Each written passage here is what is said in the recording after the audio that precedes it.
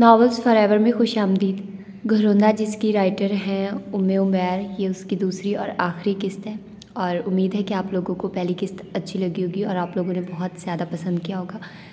और बस मेरे पास आज कुछ बातें करने के लिए है ही नहीं, बस ये कहना चाहूँगी कि मैं पूरी कोशिश कर रही हूँ कि आप लोगों को नावल्स डेली प्रोवाइड किया करूँ, बट आप लोग जानते हो अभी मेरे मिड्स ख़त्म नहीं हुए हैं बीएड के। वो बाकी वाले तो हो गए हैं, लेकिन बीएड के हफ्ते और इतवार को मेरे दो पेपर मतलब 4 पेपर्स हैं, तो उनको मुझे अभी देना है। तो बस मुझे सिर्फ इस वीक का टाइम दे दो आप लोग। इंशाल्लाह फिर मैं पूरी कोशिश करूँगी कि आप लोगों को ना अच्छे से टाइम दूँ और अच्छे नावल्स प्रोवाइड करूँ। इसलिए मैं कोई लॉन्ग नावल शुरू नहीं कर पा रही, क्योंकि मुझे पता है कि अगर मैं आप लोगों को नावल्स के एपिसोड ना दे पाई तो आप लोग बहुत ज़्यादा सैड होगे, और मुझे पता है कि एक एपिसोड का इंतज़ार नहीं होता। तो इसीलिए मैं नहीं चाहती कि आप लोगों को कोई इंतज़ार करना पड़े और आप लोग इंतज़ार से गुज़रो।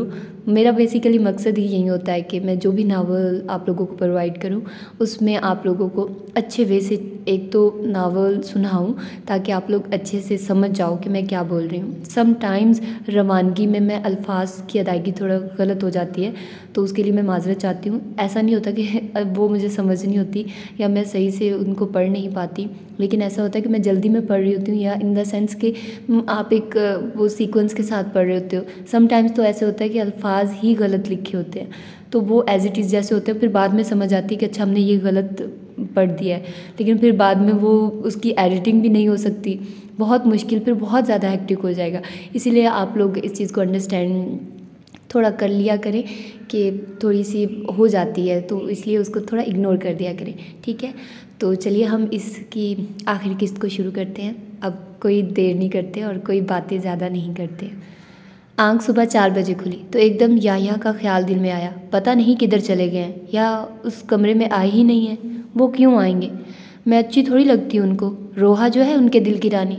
खैर, मैं क्यों अपना खून जलाऊँ। वज़ू किया, फजर अदा की, मसनून अज़कार और कलाम पाक की तिलावत के बाद रुख ऊपर वाले पोर्शन का किया। 7 बज रहे थे। सूरज अपनी पूरी आबोताब से चमक रहा था। 4 घंटों में जालों समेत कोना कोना साफ़ किया। सफाई के बाद सोचा देखूं या शायद उठे हों। नीचे आकर देखा तो या गहरी नींद सो रहा था। उठाऊं या ना उठाऊं? रहने दो, खुद ही उठ जाएंगे। अगर मैंने उठाया तो खामखा गुस्सा करेंगे। बेहतर है पहले खुद शावर लेकर अपने कपड़े बदल लो, अभी तो भूख भी सख्त लगी है। अपने शावर के बाद या का कल्प लगाकर कुर्ता शलवार इस्त्री करके उसके कमरे की अलमारी में खामोशी से लटका आई। बाई लॉन में आकर पौधों को पानी दिया। याया की गाड़ी मिट्टी से हटी हुई थी। जी चाहा उसको भी गोरी की तरह नहला दे, लेकिन याया के खौफ से इस ख्याल को तर्क कर दिया। किचन में जाते ही पीछे से याया की आवाज़ आई, जल्दी से मुझे चाय बना दो, मुझे निकलना है अभी, पहले ही बहुत देर हो गई है। जी अच्छा, अभी लाई। चाय का कप रखते साथ ही याया उठ खड़ा हुआ और बोला, आज शाम से पहले आ जाऊँगा, डरना नहीं है। जी अच्छा ठीक है। चाबी मोबाइल उठाता, या ये जा और वो जा। सारा दिन एक कमरे से दूसरे में गुजारा। आखिर तंग आकर अपनी तन्हाई के साथी किरण की दी हुई किताबें सूटकेस से निकाली। फिर वक्त गुजरने का पता भी न चला। या की वापसी मगरिब से पहले हो गई। दिन का हाल अहवाल पूछकर खाने की दुहाई दी। नूर ने खाना देकर मगरिब अदा की। या ने सैर होकर खाना खाया। दिल ही दिल में तारीफ़ किए बिना न रह सका। इस लड़की के हाथों में कमाल की लज्जत है। सादे से सादा खाना भी लज्जत से भरपूर होता है। खाना अभी ख़त्म ही किया तो ज़ोरदार चीख सुनाई दी। फ़ौरन कमरे की तरफ लपका तो नूर बानो अपनी एक टांग पकड़कर खड़ी थी। आंखों से आंसू जारी थे। क्या हुआ है नूर? वो देखिए बिच्छू जा रहा है, उसने मुझे अभी डस लिया है। या ने फ़ौरन अपनी पेशावरी चप्पल उतारकर बिच्छू को मौत के घाट उतारा। नूर शिद्दत से तड़प रही थी। ऐसे लग रहा था जैसे आग के दहकते अंगारे पर पाँव रखती हो। या ने फ़ौरन नूर को पकड़कर बिस्तर पर बिठाकर उसका पाँव देखा तो पाँव के नीचे बिच्छू का डंग नजर आया। चलो मैं तुम्हें अभी डॉक्टर के पास लेकर चलता हूँ, लेकिन 1 घंटा लग जाएगा पहुँचने में। डॉक्टर रहने दे मुझे, आप किचन से लहसुन कूट कर ला दें, मैं अभी साथ साथ सूरह फातिहा का दम करती हूँ।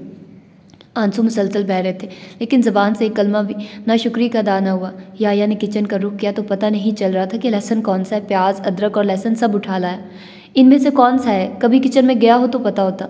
नूर ने लहसुन के 2 जोए दिए कि सिलबट्टे में कूट कर ले आइए। खुद पाँव पर हाथ रखे सूरह फातिहा का दम किए जा रही थी। ऐसे लग रहा था कि बिच्छू का जहर पूरे जिस्म में सिरायत करता जा रहा है। या सिल ही उठा लाया। अब क्या करूं?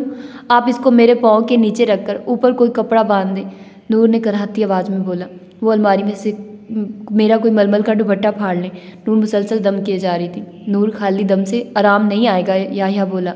नहीं, सहाबाए कराम ने सांप के काटने का इलाज भी सूरह फातिहा से किया था, क्योंकि उनका तकवा और ईमान अल्लाह के कलाम पर बहुत मजबूत था। मुझे भी इंशाल्लाह आराम आ जाएगा। आधे घंटे की मुसलसल मुशक्क़त के बाद कुछ बेहतर महसूस किया तो याह्या ने डॉक्टर के पास ले जाने का कहा, लेकिन नूर ने बोला, मैं अब पहले से ठीक हूँ, रहने दे डॉक्टर को। नूर, मैं खाना लाता हूँ, तुमने नहीं खाया था अभी, थोड़ा सा खा लो। नहीं, मुझे भूख नहीं है, आप सिर्फ पानी ला दें। पानी पीने के बाद नूर ने सर तकिए के ऊपर रखकर आंखें मूंद ली। याह्या उसको टिकटिकी बांधे देखे जा रहा था। नूर गहरी नींद में चली गई तो उसको सीधा करके ऊपर चादर उड़ा दी और खुद साथ ही पायंती पर बैठ गया। थोड़ी देर बाद नूर के माथे को छुआ तो थोड़ा गर्म महसूस हुआ। सोचा शायद तकलीफ की वजह से हो रहा है। फिर कुछ सोचकर साथ वाले तकिए पर लेट गया। आंख एकदम एक कराह पर खुली। नूर बुखार से आग की भट्टी में जल रही थी। उफ अल्लाह, इसको तो बहुत तेज़ बुखार हो गया है। नूर कुछ बुड़बुड़ाई। याह्या गौर से सुनने की कोशिश में उसके मज़ीद करीब हुआ। ताई जी, मुझे ना मारें, मैंने कुछ नहीं किया। ताई जी, मुझे ना मारें। बुखार की शिद्दत से नूर होश से बेगाना बोले जा रही थी। याह्या ने भागकर फ्रीज़र से बर्फ़ निकालकर और बड़े प्लास्टिक के डोंगे में पानी डाला और नूर का दुपट्टा लेकर डबो कर उसके सर पर ठंडी पट्टियाँ रखनी शुरू कर दी। नूर का नूरानी चेहरा बुखार की शिद्दत से लाल हो रहा था। खूबसूरत गुलाबी होंठ खुश्क हो रहे थे। घंटे की तगोदो के बाद नूर का बुखार कुछ कम हुआ। याह्या ने सुख का सांस लिया। होश में आते ही नूर के होंठ हिलने शुरू हो गए। याह्या उसकी हर हरकत पर नज़र रखे हुए था। इतनी तकलीफ़ में भी ये लड़की हरफ़े शिकायत ज़बान पर नहीं लाई और अभी इस्तग़फ़ार कर रही है। अस्तग़फ़िरुल्लाह। मैं अल्लाह से बख्शिश की तलब करती हूँ और उसी की तरफ तौबा करती हूँ। दूर गांव में अजान सुनाई दी। नूर ने आंखों को जुम्बिश दी और मुश्किल से आंखें खोली। फिर भारी सर उठाने की कोशिश की। नूर, क्या कर रही हो? लेटी रहो। मुझे वज़ू करना है, मेरी इशा की नमाज भी फ़ौत हो गई है और अभी शायद फजर की अजान हो रही है। तुम्हारी तबीयत बहुत ख़राब है, बाद में पढ़ लेना। नहीं, मुझे ले चलिए, मेरे दिल को सुकून नहीं मिलेगा। नूर नकाहत भरी आवाज़ में बोली। अच्छा चलो, अगर ज़िद करती हो तो मैं तुम्हें ले चलता हूँ। आराम से देखो, गिर जाओगी। नूर ने उठकर चलने की कोशिश की तो एकदम लड़खड़ा गई। बस तुम बैठ जाओ, मैं तुम्हें उठा लेता हूँ। नूर, तुम में खड़े होने की भी इस्तात नहीं है, क्यों ज़िद करती हो? रत जगह से याह्या खुद भी बेहाल हुआ था। आंखें लाल, बिखरे बाल। एक रात की तिमारदारी ने याह्या को भी निचोड़ डाला। मुझे बस वॉशरूम तक ले चलिए, मैं जल्दी से वज़ू कर लूँगी इंशाल्लाह। नूर मुसलसल लड़खड़ा रही थी। नूर, पूरी रात तुम्हें इतना शदीद बुखार रहा है, तुम्हें कुछ आराम की भी ज़रूरत है। नूर की एक ही ज़िद थी, बस वज़ू करवा दो। नमाज बैठकर ही पढ़ लूँगी और अगर ना हुआ तो लेट कर पढ़ लूँगी, पर मुझे नमाज लाजमी पढ़नी है। बाहर से कुछ मट्टी ला दें, मैं तयम्मुम ही कर लूँगी। अगर आपके लिए मुश्किल हो रहा है लेकर जाना। नूर नकाहत भरी आवाज़ से इल्तिजा कर रही थी। याह्या ने फ़ौरन नूर को अपनी बाहों में भर लिया और सीधा सिंक के सामने जाकर आराम से उतारा और बोला, नूर, ये दुपट्टा तो पीछे कर लो, रात से तुम्हारी गर्दन से चिपका हुआ है। कितनी तपिश है, कुछ हवा लगने दो ताकि जिस्म की हरारत थोड़ी कम हो। नहीं, मुझे आदत है, बस ऐसे ही रहने दे। अच्छा चलो, मैं इधर ही हूँ, तुम्हारे पीछे, जल्दी से वज़ू कर लो। वज़ू करते करते नूर बानो को ज़मीन घूमती महसूस हो रही थी। ऐसे लग रहा था कि अभी गिर जाएगी। गिरने वाली थी कि याह्या ने फ़ौरन थाम लिया। मैंने तुम्हें पीछे कंधों से पकड़ा हुआ है, नहीं गिरोगी, बस वज़ू कर लो। ठंडे पानी के छींटों ने नूर पर मुस्बत असरात मुरतब किए। ऐसे लग रहा था कि जिस्म में ताकत और चुस्ती लौट रही है। वज़ू के बाद बोली, मेरे ख्याल में अब पहले से थोड़ा बेहतर महसूस कर रही हूँ और नमाज के बाद मैं और बेहतर महसूस करूँगी इंशाल्लाह। चलो, शुक्र है। याह्या ने फ़ौरन नूर को अपनी बाहों में भरा और कमरे में वापस ले आया। नूर अल्टर दो शेज़ा। याह्या के लिए उठाना कौन सा मुश्किल था। नूर ने अपनी आधी नमाज खड़े होकर और आधी बैठकर अदा की। याह्या उसकी हर हरकत को बारीक बीनी से देख रहा था और सोचा, ये लड़की आखिर चीज़ क्या है। नूर ने सलाम फेरकर थकी नज़रों से याह्या की तरफ देखा और सोचा, नमाज आप पर भी वाजिब है, क्यों नहीं पढ़ते। हिम्मत जमा की और बोली, आप भी नमाज़ पढ़ लें, मैं अभी ठीक हूँ और सोने लगी हूँ। नूर फर्श से उठकर बिस्तर की तरफ आई। लेटे लेटे मसनून अस्कार का विर्द किया और फिर पता ही नहीं चला कब आंख लग गई। आंख सुबह 10 बजे के करीब खुली। करवट बदली तो साथ याह्या को गहरी नींद सोए हुए पाया। गुज़श्ता रात के मंजर के बारे में सोचकर आंखें भर आ गई। कितना ख्याल किया है इन्होंने मेरा, कितनी अपनायत और कितनी फ़िक्र लाहक थी मेरी। उसी करवट याह्या के चेहरे का तवाफ़ शुरू कर दिया। बहुत सारी दुआएं निकली और आने वाले वक्त के लिए खैर तलब की। फिर धीरे धीरे वॉशरूम से फारिग होकर किचन का रुख किया। अरे तुम किचन में क्या कर रही हो, मुझे उठा देती। पीछे से याह्या की आवाज़ आई। आप भी तो पूरी रात नहीं सोए, रात का बेशतर हिस्सा आंखों में काटा है। आप बैठिए, मैं आपके लिए नाश्ता लाती हूँ। नूर की आवाज़ बुखार की वजह से भारी हो रही थी। नूर ने फैसला कर लिया था कि याह्या से बात करेगी। सुनिए। जी सुनाइए, मैं सुन रहा हूँ। वो अगर आप बुरा ना मानिए तो आपसे एक बात कहूँ। आप गुस्सा तो नहीं करेंगे। नहीं करूँगा, अब बोलो, याह्या ने बगैर देखे जवाब दिया। वो आपने मेरा बहुत ख्याल रखा है, आपका बेहद शुक्रिया। आप वाकई बहुत अच्छे हैं माशाल्लाह। याया ने खाने से हाथ रोककर नूर को इशारा किया कि अपना नाश्ता खाओ, ठंडा हो रहा है। बिच्छू का डसना नूर के लिए वाहिस रहमत साबित हुआ। इस वाक़े के बाद याह्या के रवैये में खातिर ख्वाह तब्दीली आई। घर से अगर छोटे मोटे कामों के लिए निकलता तो नूर को अपने साथ ले जाता। एक दो बार तो मुरब्बों पर भी ले गया। इसकी वजह से सबसे बड़ी वजह नूर बानो का सब्र तहम्मुल और उसकी हिकमत का बहुत बड़ा हाथ था। नूर घर का सारा निज़ाम याह्या के बगैर बताए एहसन तरीके से सरअंजाम दे रही थी। नित नए रंग बिरंगे लजीज खानों से लेकर याह्या का कल्फ लगा बेशिकन कुर्ता शलवार, हर छोटी मोटी ज़रूरत का ख्याल रखती। इस सब का नतीजा ये निकला कि याह्या बगैर गुस्सा और घूरियाँ डाले नॉर्मल लहजे में बात करता। फ़ोन से नज़र उठाते ही, ओ हाँ याद आया, अम्मी तुमसे बात करना चाहती हैं। जब भी मेरी उनसे बात हुई है मैं घर से बाहर होता था और फिर तुम्हारे बिच्छू और बुखार ने मौका ही नहीं दिया कि तुम्हारी बात करवाता। खैर ये लो, अम्मी से बात करो, रिंग जा रही है। नूर ने सेल कान से लगाया। अस्सलाम वालेकुम फूफो, कैसी हैं आप? मैं बिल्कुल ठीक हूँ फूफो, इधर सब खैरियत है, आप परेशान बिल्कुल भी ना हो। जी जी मैं जाती हूँ बाहर, जब भी उनको मौका मिलता है मुझे अपने साथ ही ले जाते हैं। नूर अपनी तरफ से फूफो को मुतमईन करने की पूरी कोशिश कर रही थी। फूफो बेजी और शाजमीन रामीन कैसे हैं? क्या मैं उनसे बात कर सकती हूँ? अच्छा चलिए कोई बात नहीं, मैं कल उनसे दोबारा बात कर लूँगी इंशाल्लाह। नूर बेटी सुनो। जी फूफो, वो आज भाईजान का फ़ोन आया था। अच्छा कैसे हैं सब? भाईजान ने बताया कि रक्षंदा का ब्लड प्रेशर ख़तरनाक हद तक ऊपर चला गया था, जिसकी वजह से ब्रेन हेमरेज हो गया और दायां हिस्सा बिल्कुल नकारा हो गया। ज़बान ने हरकत करना छोड़ दी है। कितने दिन तो बेहोश रही है, अभी होश आया है, लेकिन डॉक्टर कुछ कह नहीं सकते। नूर तुम्हारे ताया ने ख़ास इल्तिजा की है कि नूर को बोलो उसे माफ़ कर दे और उसके लिए दुआ करे, अल्लाह उस पर रहम करे। नूर ने आंखों में आने वाली नमी को पीछे धकेला और बोली, फूफो मैंने उनको माफ़ किया और मेरी दुआ है अल्लाह उनको सेहतयाब करे, आमीन। फ़ोन ज़रा याह्या को दो। जी फूफो ये ले, उनसे बात कर ले। अस्सलाम वालेकुम अम्मी जान, कैसी हैं आप? मैं बिल्कुल ठीक हूँ मेरा बेटा, और बहू कैसी है? सब खैरियत है अम्मी जी। याह्या तुम्हारी मामू को शदीद फौलिज का हमला हुआ है, हालत काफ़ी नाजुक है। आप फ़ोन मिलाकर नूर के मामू और बच्चियों से बात करवा देना और ख़ुद भी मामू से बात कर लेना। अम्मी मेरे पास तो नंबर कोई नहीं है, अगर नूर के पास है तो मैं कर लूँगा फ़ोन। अच्छा बेटा अभी आराम करो, रात के 11 बज रहे हैं। जी अम्मी, खुदा हाफिज़। याह्या ने सेल बंद करते ही नूर से पूछा कि अगर उसके पास कोई नंबर है राब्ते के लिए तो वो बात करवा देगा। मेरे पास किरण का नंबर है और मुझे ज़बानी भी याद है। अभी करनी है बात? जैसे आपको मुनासिब लगे, कल ही कर लेना, अभी मेरे मौलवी दोस्त का फ़ोन आ रहा है। वालेकुम अस्सलाम व रहमतुल्लाहि व बरकातुहू। क्या हाल है मेरे मौलवी मुनीर वसीम जलालुद्दीन साहिब का? क्या खबरें हैं मौलवी जी? तैयारी मुकम्मल हो गई है बाहर जाने की?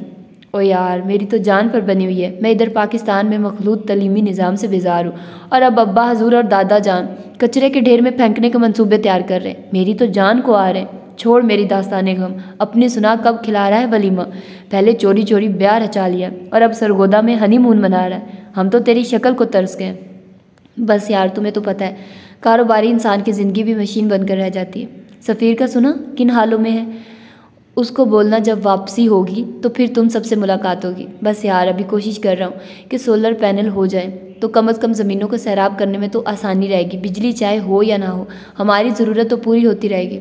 हाँ हाँ तू कह तो रहा था कि तुझे तेरे मिजाज की चाहिए। लाले मेरे पास एक हल है इस का भी, चल कल मुझे तुझे बताऊँगा। सो जा लाले, मीठी नींद, अभी कल होगी बात इंशाल्लाह। याह्या ने जमाई को रोकते हुए फ़ोन को बंद करके जेब में डाला। नूर गायब थी। नूर इधर आओ। जी मैं वो कपड़े संभाल रही थी, आपको कुछ चाहिए था? वो उस दिन तुम बता रही थी जब हम लोग ज़मीनों पर गए थे कि तुम्हारी कज़न जो तुम्हें पढ़ाती और सिखाती थी। जी नूर हमतन गोश थी। मेरे ख्याल में मेरा ये दोस्त तुम्हारी उस्तानी के लिए बेहतरीन जीवन साथी होगा। मैं उसको स्कूल के ज़माने से जानता हूँ कि मजाल है जो किसी लड़की की तरफ नज़र उठाकर भी देखे, और वैसे भी उसकी सोच तुम्हारी उस्तानी किरण और तुम जैसी है। क्या ख्याल है, करूँ अम्मी से बात फिर? वैसे भी वो रो रहा है कि बीवी के बगैर बाहर के मुल्क में नहीं जाऊँगा। नूर की आंखें खुशी से चमक रही थी, वो खुशी से चहक रही थी। हाय अल्लाह आप कितने अच्छे हैं। नूर ने हाल हो रही थी, चेहरे की चमक दोगुना हो गई थी। और हाँ मालदार भी बहुत है। नहीं किरण माल की हवस रखने वाली लड़की नहीं है, वो तो दीनदार को तरजीह देगी इंशाल्लाह। अगर सही अकीदा और सोमुल सलाता का पाबंद है तो फिर इससे अच्छी और क्या बात हो सकती है। नूर की खुशी छुपाए नहीं छुप रही थी, क्योंकि किरण उसकी सबसे हमदर्द और गमगुसार थी। किरण ने हर मैदान में नूर बानो को आसरा दिया था। अम्मी भी जानती है मुनीर वसीम को अच्छी तरह से, वो भी खुश होंगी। उनकी एक और भतीजी का घर बस जाएगा। आप बहुत अच्छे हैं, मेरे पास अल्फाज नहीं है कि मैं कैसे बताऊं। नहीं बस यही काफ़ी है और कुछ बताने की ज़रूरत नहीं है। मेरी बहन मेरी दोस्त के अल्लाह नसीब अच्छे करे, आमीन या रब्बुल आलमीन। याया का रवैया बेशक काफ़ी हद तक बेहतर हो गया था, लेकिन अभी भी दोनों के दरमियान फासले और दूरियां थीं। रोहा का रोज़ रात को फ़ोन करना और याया का हर रोज़ दूसरे कमरे में जाकर घंटों घंटों गप्पे हाँकना और नूर बानो का इस तमाम मुद्दत में अपने तकियों को तर करना रोज़ का मामूल था। अपने रब से दिन रात दुआएं मांगती, अल्लाह याया का रवैया मेरे साथ ठीक हो गया तो मेरे हिर्स भी उनके दिल में जागुज़ी कर दे। नूर बानो भी एक कच्ची उम्र की लड़की थी, कभी कभी तो उसके अंदर इतनी टूट फूट होती कि बिखर सी जाती, लेकिन फिर नए सिरे से बिखरी खिरचियों को समेटती और हर आने वाली नई सुबह का आगाज़ एक नए अज़म के साथ करती। उसका हौसला, उसकी हिम्मत, सभी कुछ तो जुड़ा था उसके ईमान के साथ। पुरअज़म नूर बानो, पुरखुलूस बीवी और पुरअमन साथी है। सुनो नूर जी, याया ने नाश्ते करते हुए मुखातिब किया, अगर मैं तुम्हें फ़ोन लेकर दूँ तो इस्तेमाल कर सकूँगी? जबकि याया को बाखूबी अंदाज़ा हो चुका था कि नूर का दिमाग कितनी तेज़ी से हर बात को लेता है। मैंने क्या करना है फ़ोन को? मुझे जब ज़रूरत पड़ती है तो आपके फ़ोन से बात कर लेती हूँ, मुझे तो कोई ऐसी ख़ास ज़रूरत नहीं है फ़ोन लेने की। नहीं, ज़रूरत है अभी, मुझे कल घर आने में बहुत देर भी हो सकती है, तो राब्ते के लिए बहुत ज़रूरी है। चले, जैसे आप बेहतर समझते हैं, मुझे सिर्फ एक दफ़ा उसके इस्तेमाल का तरीका बता देना, फिर मुझे पता चल जाएगा इंशाल्लाह। चलो अभी तैयार हो जाओ, तुम्हें बाज़ार लेकर जाना है। किचन के सामान की लिस्ट बना लो, जो भी चीज़ें ख़त्म है वो भी लेते आएंगे, और तुम्हारा नया फ़ोन भी। जी अच्छा। नूर ने फ़ौरन हुक्म की तामील की और बुर्का चादर ओढ़े सामने आ बैठी। सुने, मैं तैयार हूँ। वो तो नज़र आ रहा है मुझे, चलो निकलो फिर। और हाँ, सब खिड़कियाँ दरवाजे चेक करो, कोई खुला न रह जाए। आजकल चरसी अफीमियों के हाथ कोई भी चीज़ लग जाए तो चुरा लेते हैं। नूर की सलीका शुआरी के तो क्या कहने, अमूर खानादारी में माहिर। नूर याया को ये बात तस्लीम करने पर मजबूर कर चुकी थी, लेकिन याया नूर को ये बात कभी भी बताना नहीं चाहता था कि वो उसकी सलीका शुआरी से मुतासिर हो चुका है। घर लौटते ही नूर ने तमाम अशिया खुर्द नोश को उनकी अपनी मखसूस जगहों पर तरतीब से रखा, फिर याया को ठंडा रूह अफ़ज़ा पेश किया, फिर याया के हुक्म के मुताबिक फ़ोन के तरीका इस्तेमाल को अजबर किया। अरे वाह, तुम तो बहुत जल्दी सीख गई हो, और तुम्हारी उंगलियां तो ऐसे चल रही हैं कीबोर्ड पर जैसे कितने सालों से टाइप करती आ रही हो। जी, जो चीज़ एक दफ़ा मेरी नज़र से गुजर जाए तो वो मेरे दिमाग में महफूज हो जाती है। और क्या क्या महफूज किया हुआ है अपने दिमाग में?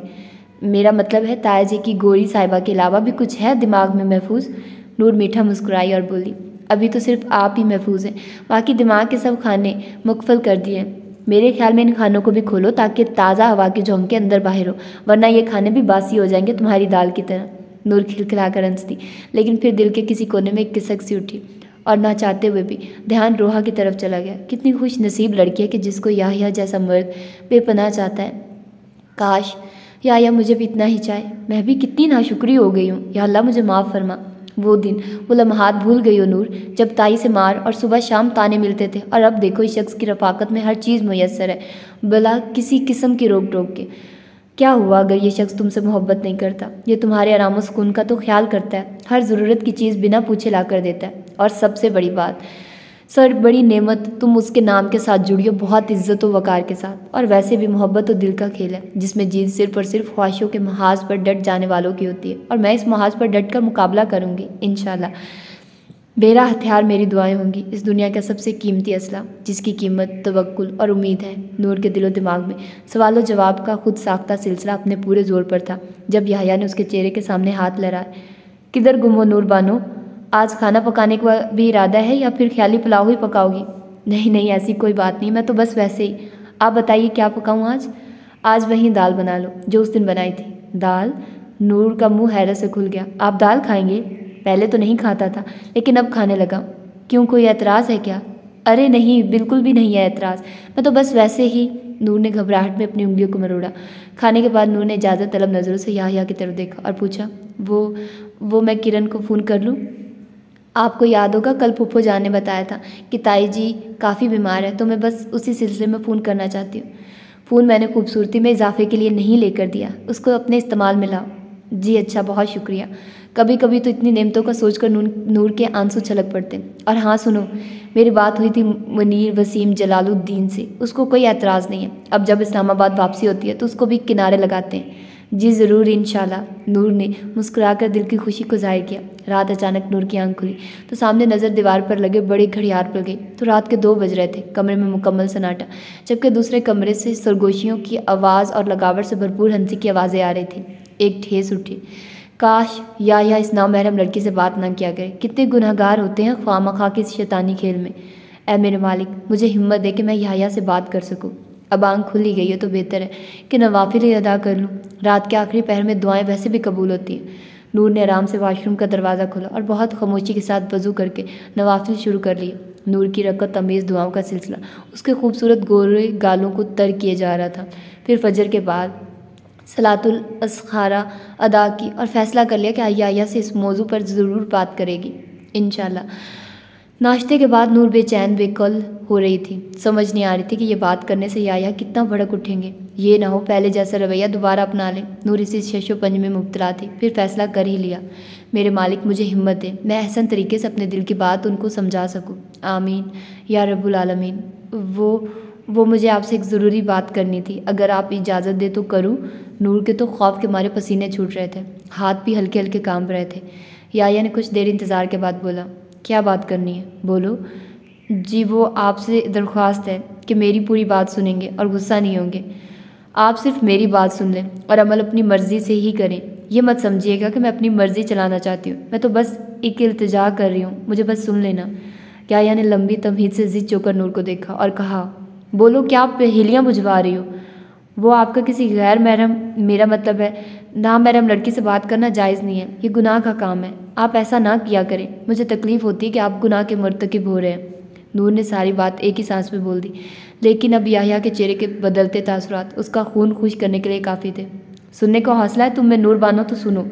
याह्या खड़ा हो गया। उसने नूर बानो पर जोर देकर उसकी आंखों में आंखें डालकर मज़ीद करीब होकर बोला, वो लड़की मेरी गैर महरम या नामहरम नहीं है, बीवी है वो मेरी।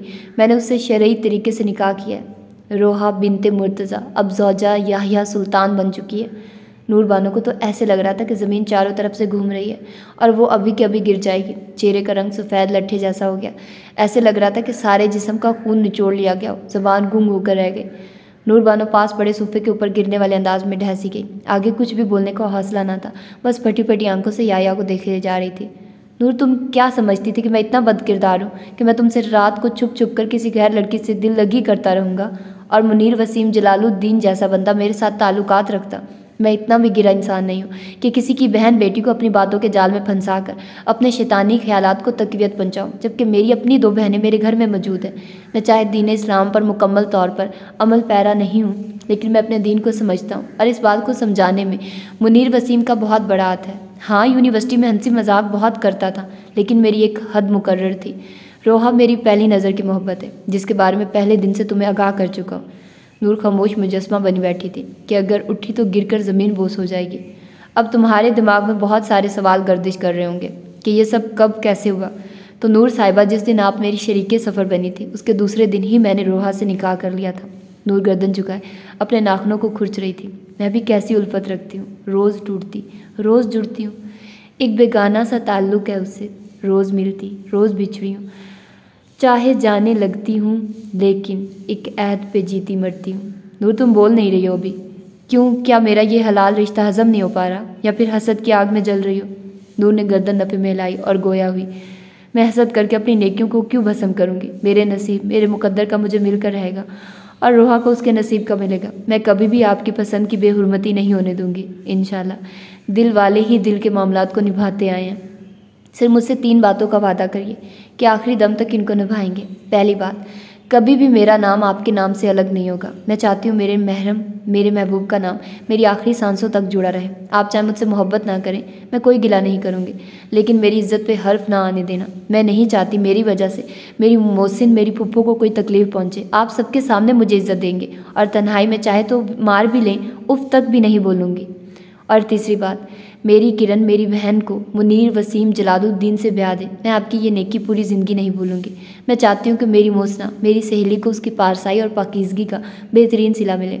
नूर ने आंसू से तर चेहरे को ऊपर उठाया और याह्या को देखा, जो इस बहादुर शाकिर लड़की की बातें सुनकर हैरानी के समंदर में गौता जन था।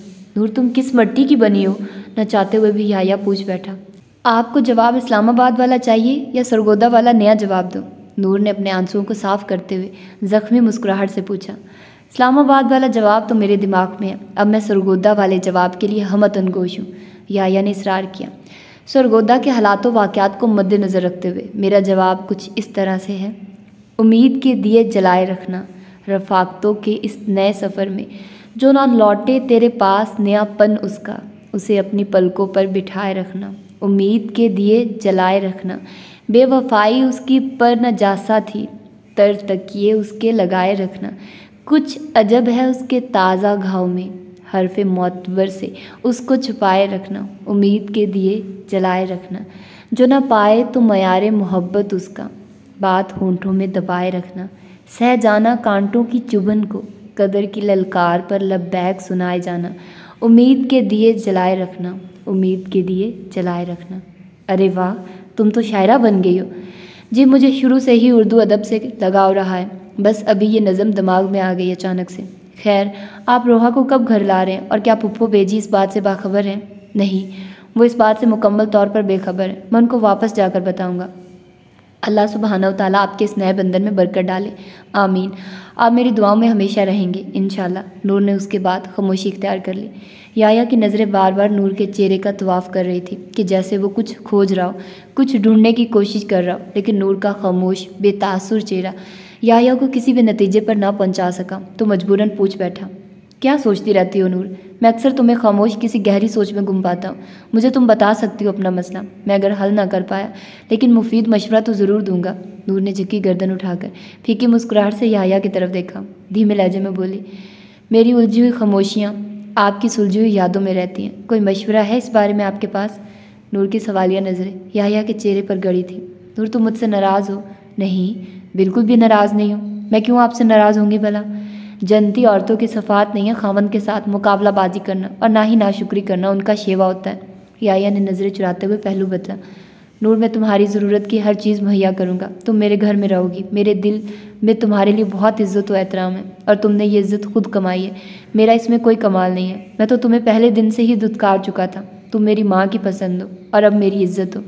नूर खामोशी से ज़मीन पर नज़रें गाड़े याया की साफ गोई को अपने अंदर उतार रही थी। फिर बोली, बहुत अच्छी लगी आपकी साफ गोई मुझे। अल्लाह सुब्हानहू तआला आपके दर्जात को बुलंद करे, आमीन या रब्बुल आलमीन। याया ने सूफे से उठते हुए बोला, मेरे ख्याल में मुझे अभी निकलना चाहिए, और हाँ, अपना सैलून रखना और अपना ध्यान रखना। जी अच्छा, अल्लाह आपको अपने हिफ्ज़ व ईमान में रखे, आमीन।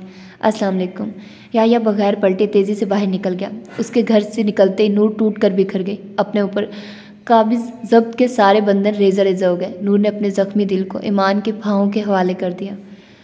रोहा, बात को समझने की कोशिश करो प्लीज़, मेरे लिए मज़ीद मुश्किलात पैदा ना करो। वो बीवी है मेरी, मैं उसे किसी कीमत पर नहीं छोड़ सकता। ये बात मैंने तुम्हें हमारे निकाह से पहले भी बताई थी। मेरी माँ कभी भी मुझे माफ़ नहीं करेगी रोहा। उसका मेरे अलावा और कोई भी नहीं है। ताया ताई ने पाला है, उसने 18 साल ज़िंदगी यतीमी में गुजारी है। तुम्हारे कहने पर मैंने उसे खुला का मुतालबा करने के लिए भी उकसाया था। वो कभी भी ये कदम नहीं उठाएगी।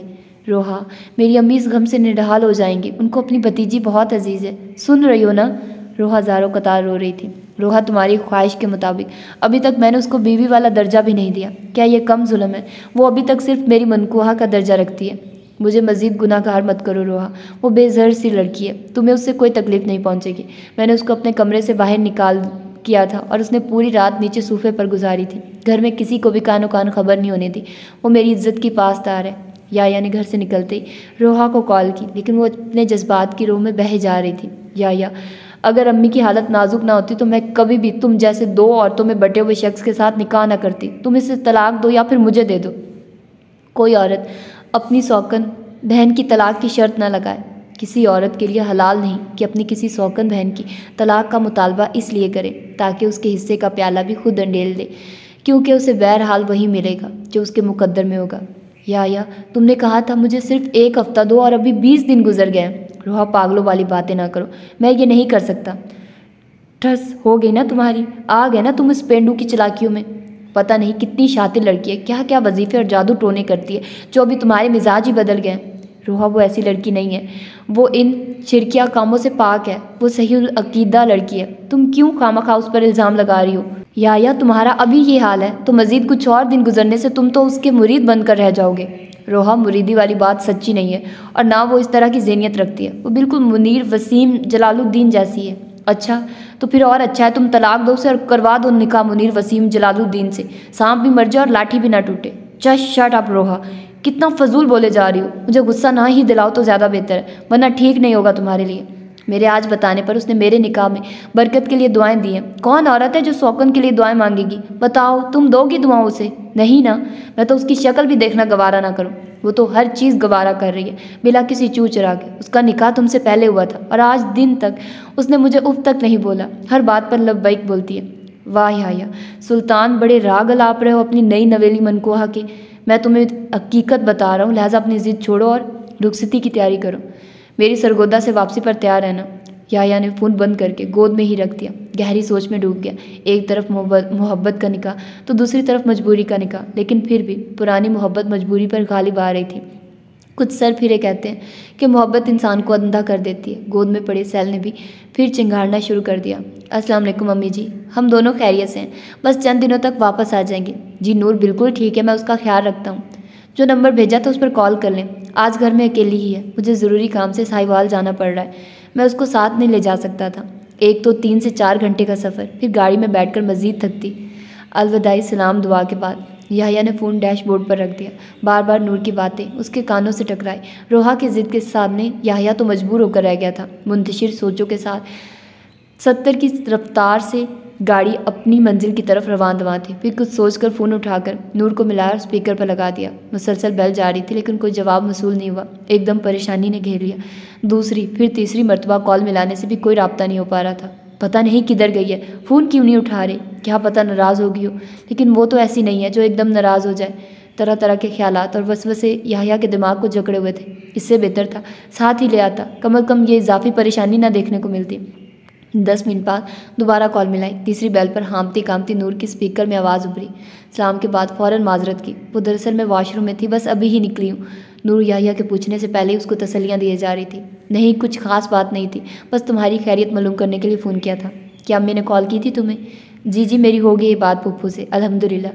तुमने उनसे रोहा के मुतल्लिक तो नहीं कोई बात की? नहीं, बिल्कुल भी नहीं, मैंने कोई बात नहीं की है। अच्छा चलो, मैं तो अभी साहिवाल के करीब ही हूँ, लेकिन मेरे ख्याल में वापसी रात देर से होगी। और अगर बिजली बंद हो गई तो यूपीएस का इस्तेमाल तो आता है ना।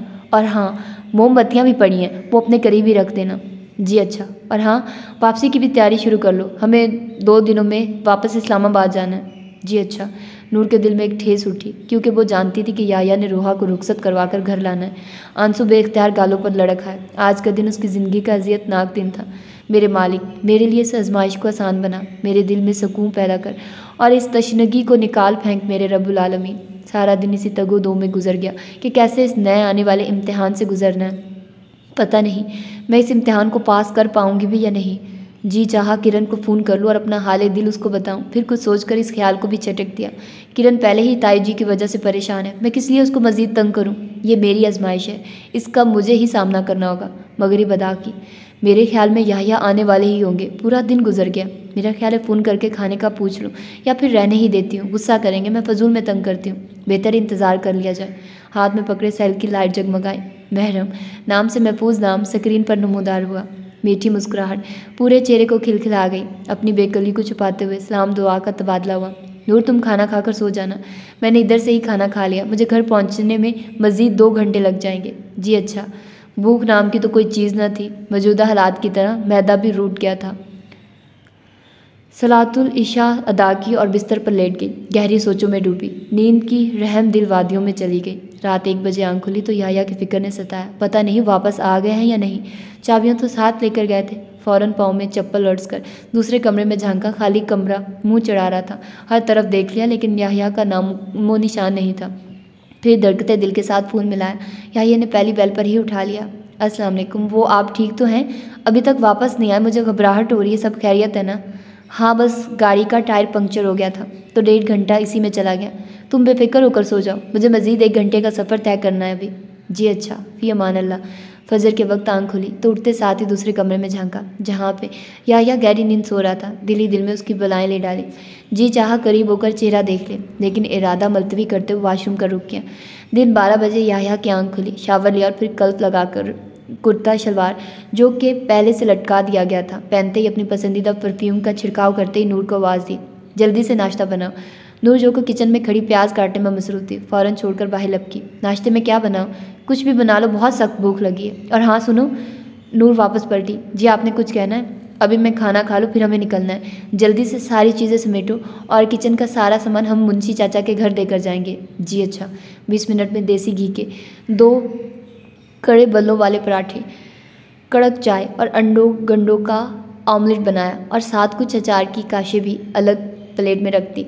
सब चीज़ें ट्रे में सजाकर याह्या को पेश की। नूर ने तेज़ी से सारा किचन समेटा, फिर तमाम कपड़े सूटकेस में डाले और इन धुले कपड़ों को अलग बैग में डाला। बाकी घर की सफाई की तो वो सुबह सवेरे कर चुकी थी। सुनिए, सब तैयारी मुकम्मल है। अच्छा इधर बैठो। जी। नूर शदीद घबराहट का शिकार थी कि पता नहीं अब क्या याह्या ने कहना है। मैंने फैसला किया हम दोनों रोहा को साथ लेकर एक ही दफ़ा घर जाएंगे। सुनते ही नूर के जिस्म में अजीब किस्म का लर्जा तारी हो गया। ऐसे लग रहा था कि जैसे ज़बान तालू के साथ ही चिपक गई है। नूर, तुम्हें तुम्हारी ज़रूरत की हर चीज़ मुहैया करूँगा, मेरी बात समझ रही हो ना? जी। नूर का जी चाहा सब कुछ छोड़ छाड़ कर कहीं भाग जाए, लेकिन तकदीर में लिखे इस फैसले में छुपी हिकमतों को समझते हुए अपने ऊपर सब्र का लवादा ओढ़ लिया।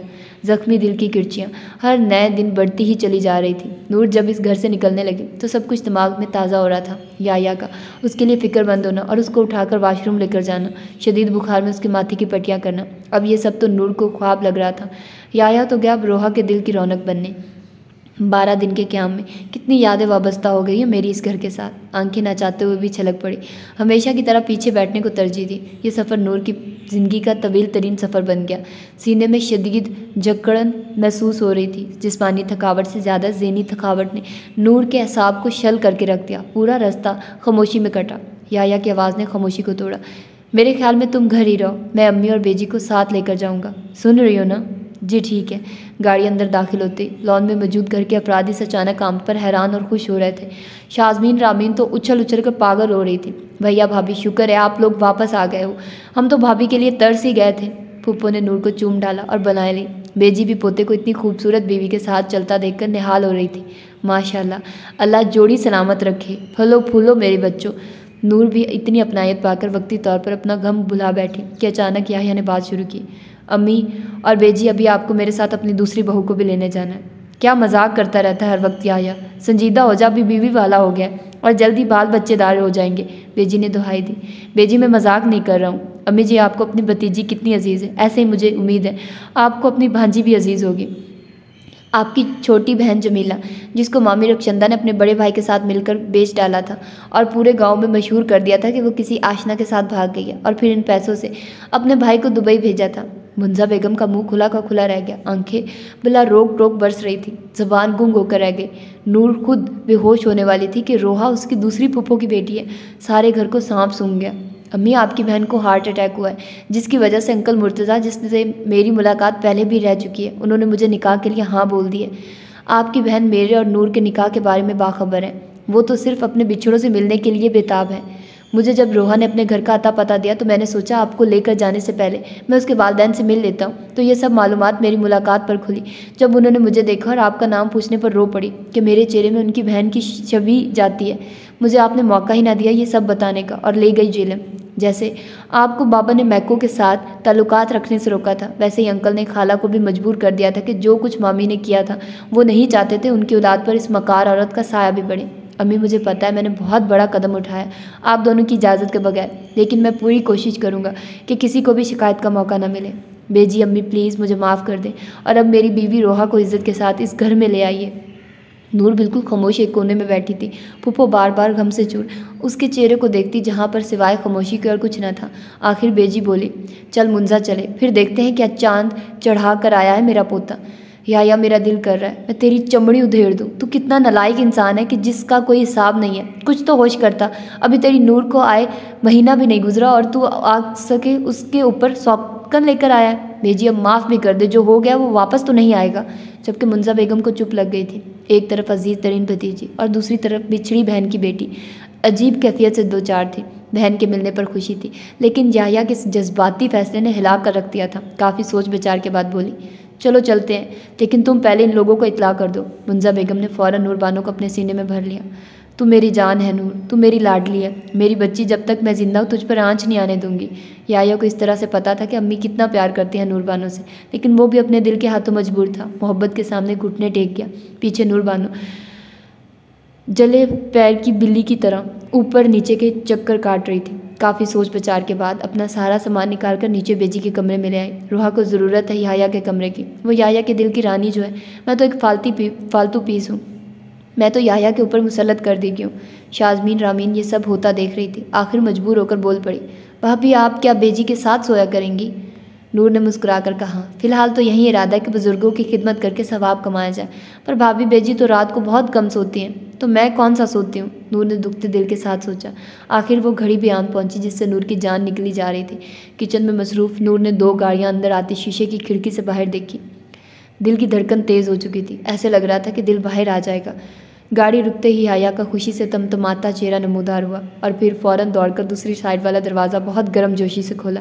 नूर की सांसें अटक रही थी। नहायत खूबसूरत पतली सी लड़की अपने खुले सिल्की बालों को पीछे करते हुए एक अदा से बाहर निकली। इससे आगे देखना नूर की बर्दाश्त से बाहर हो गया था।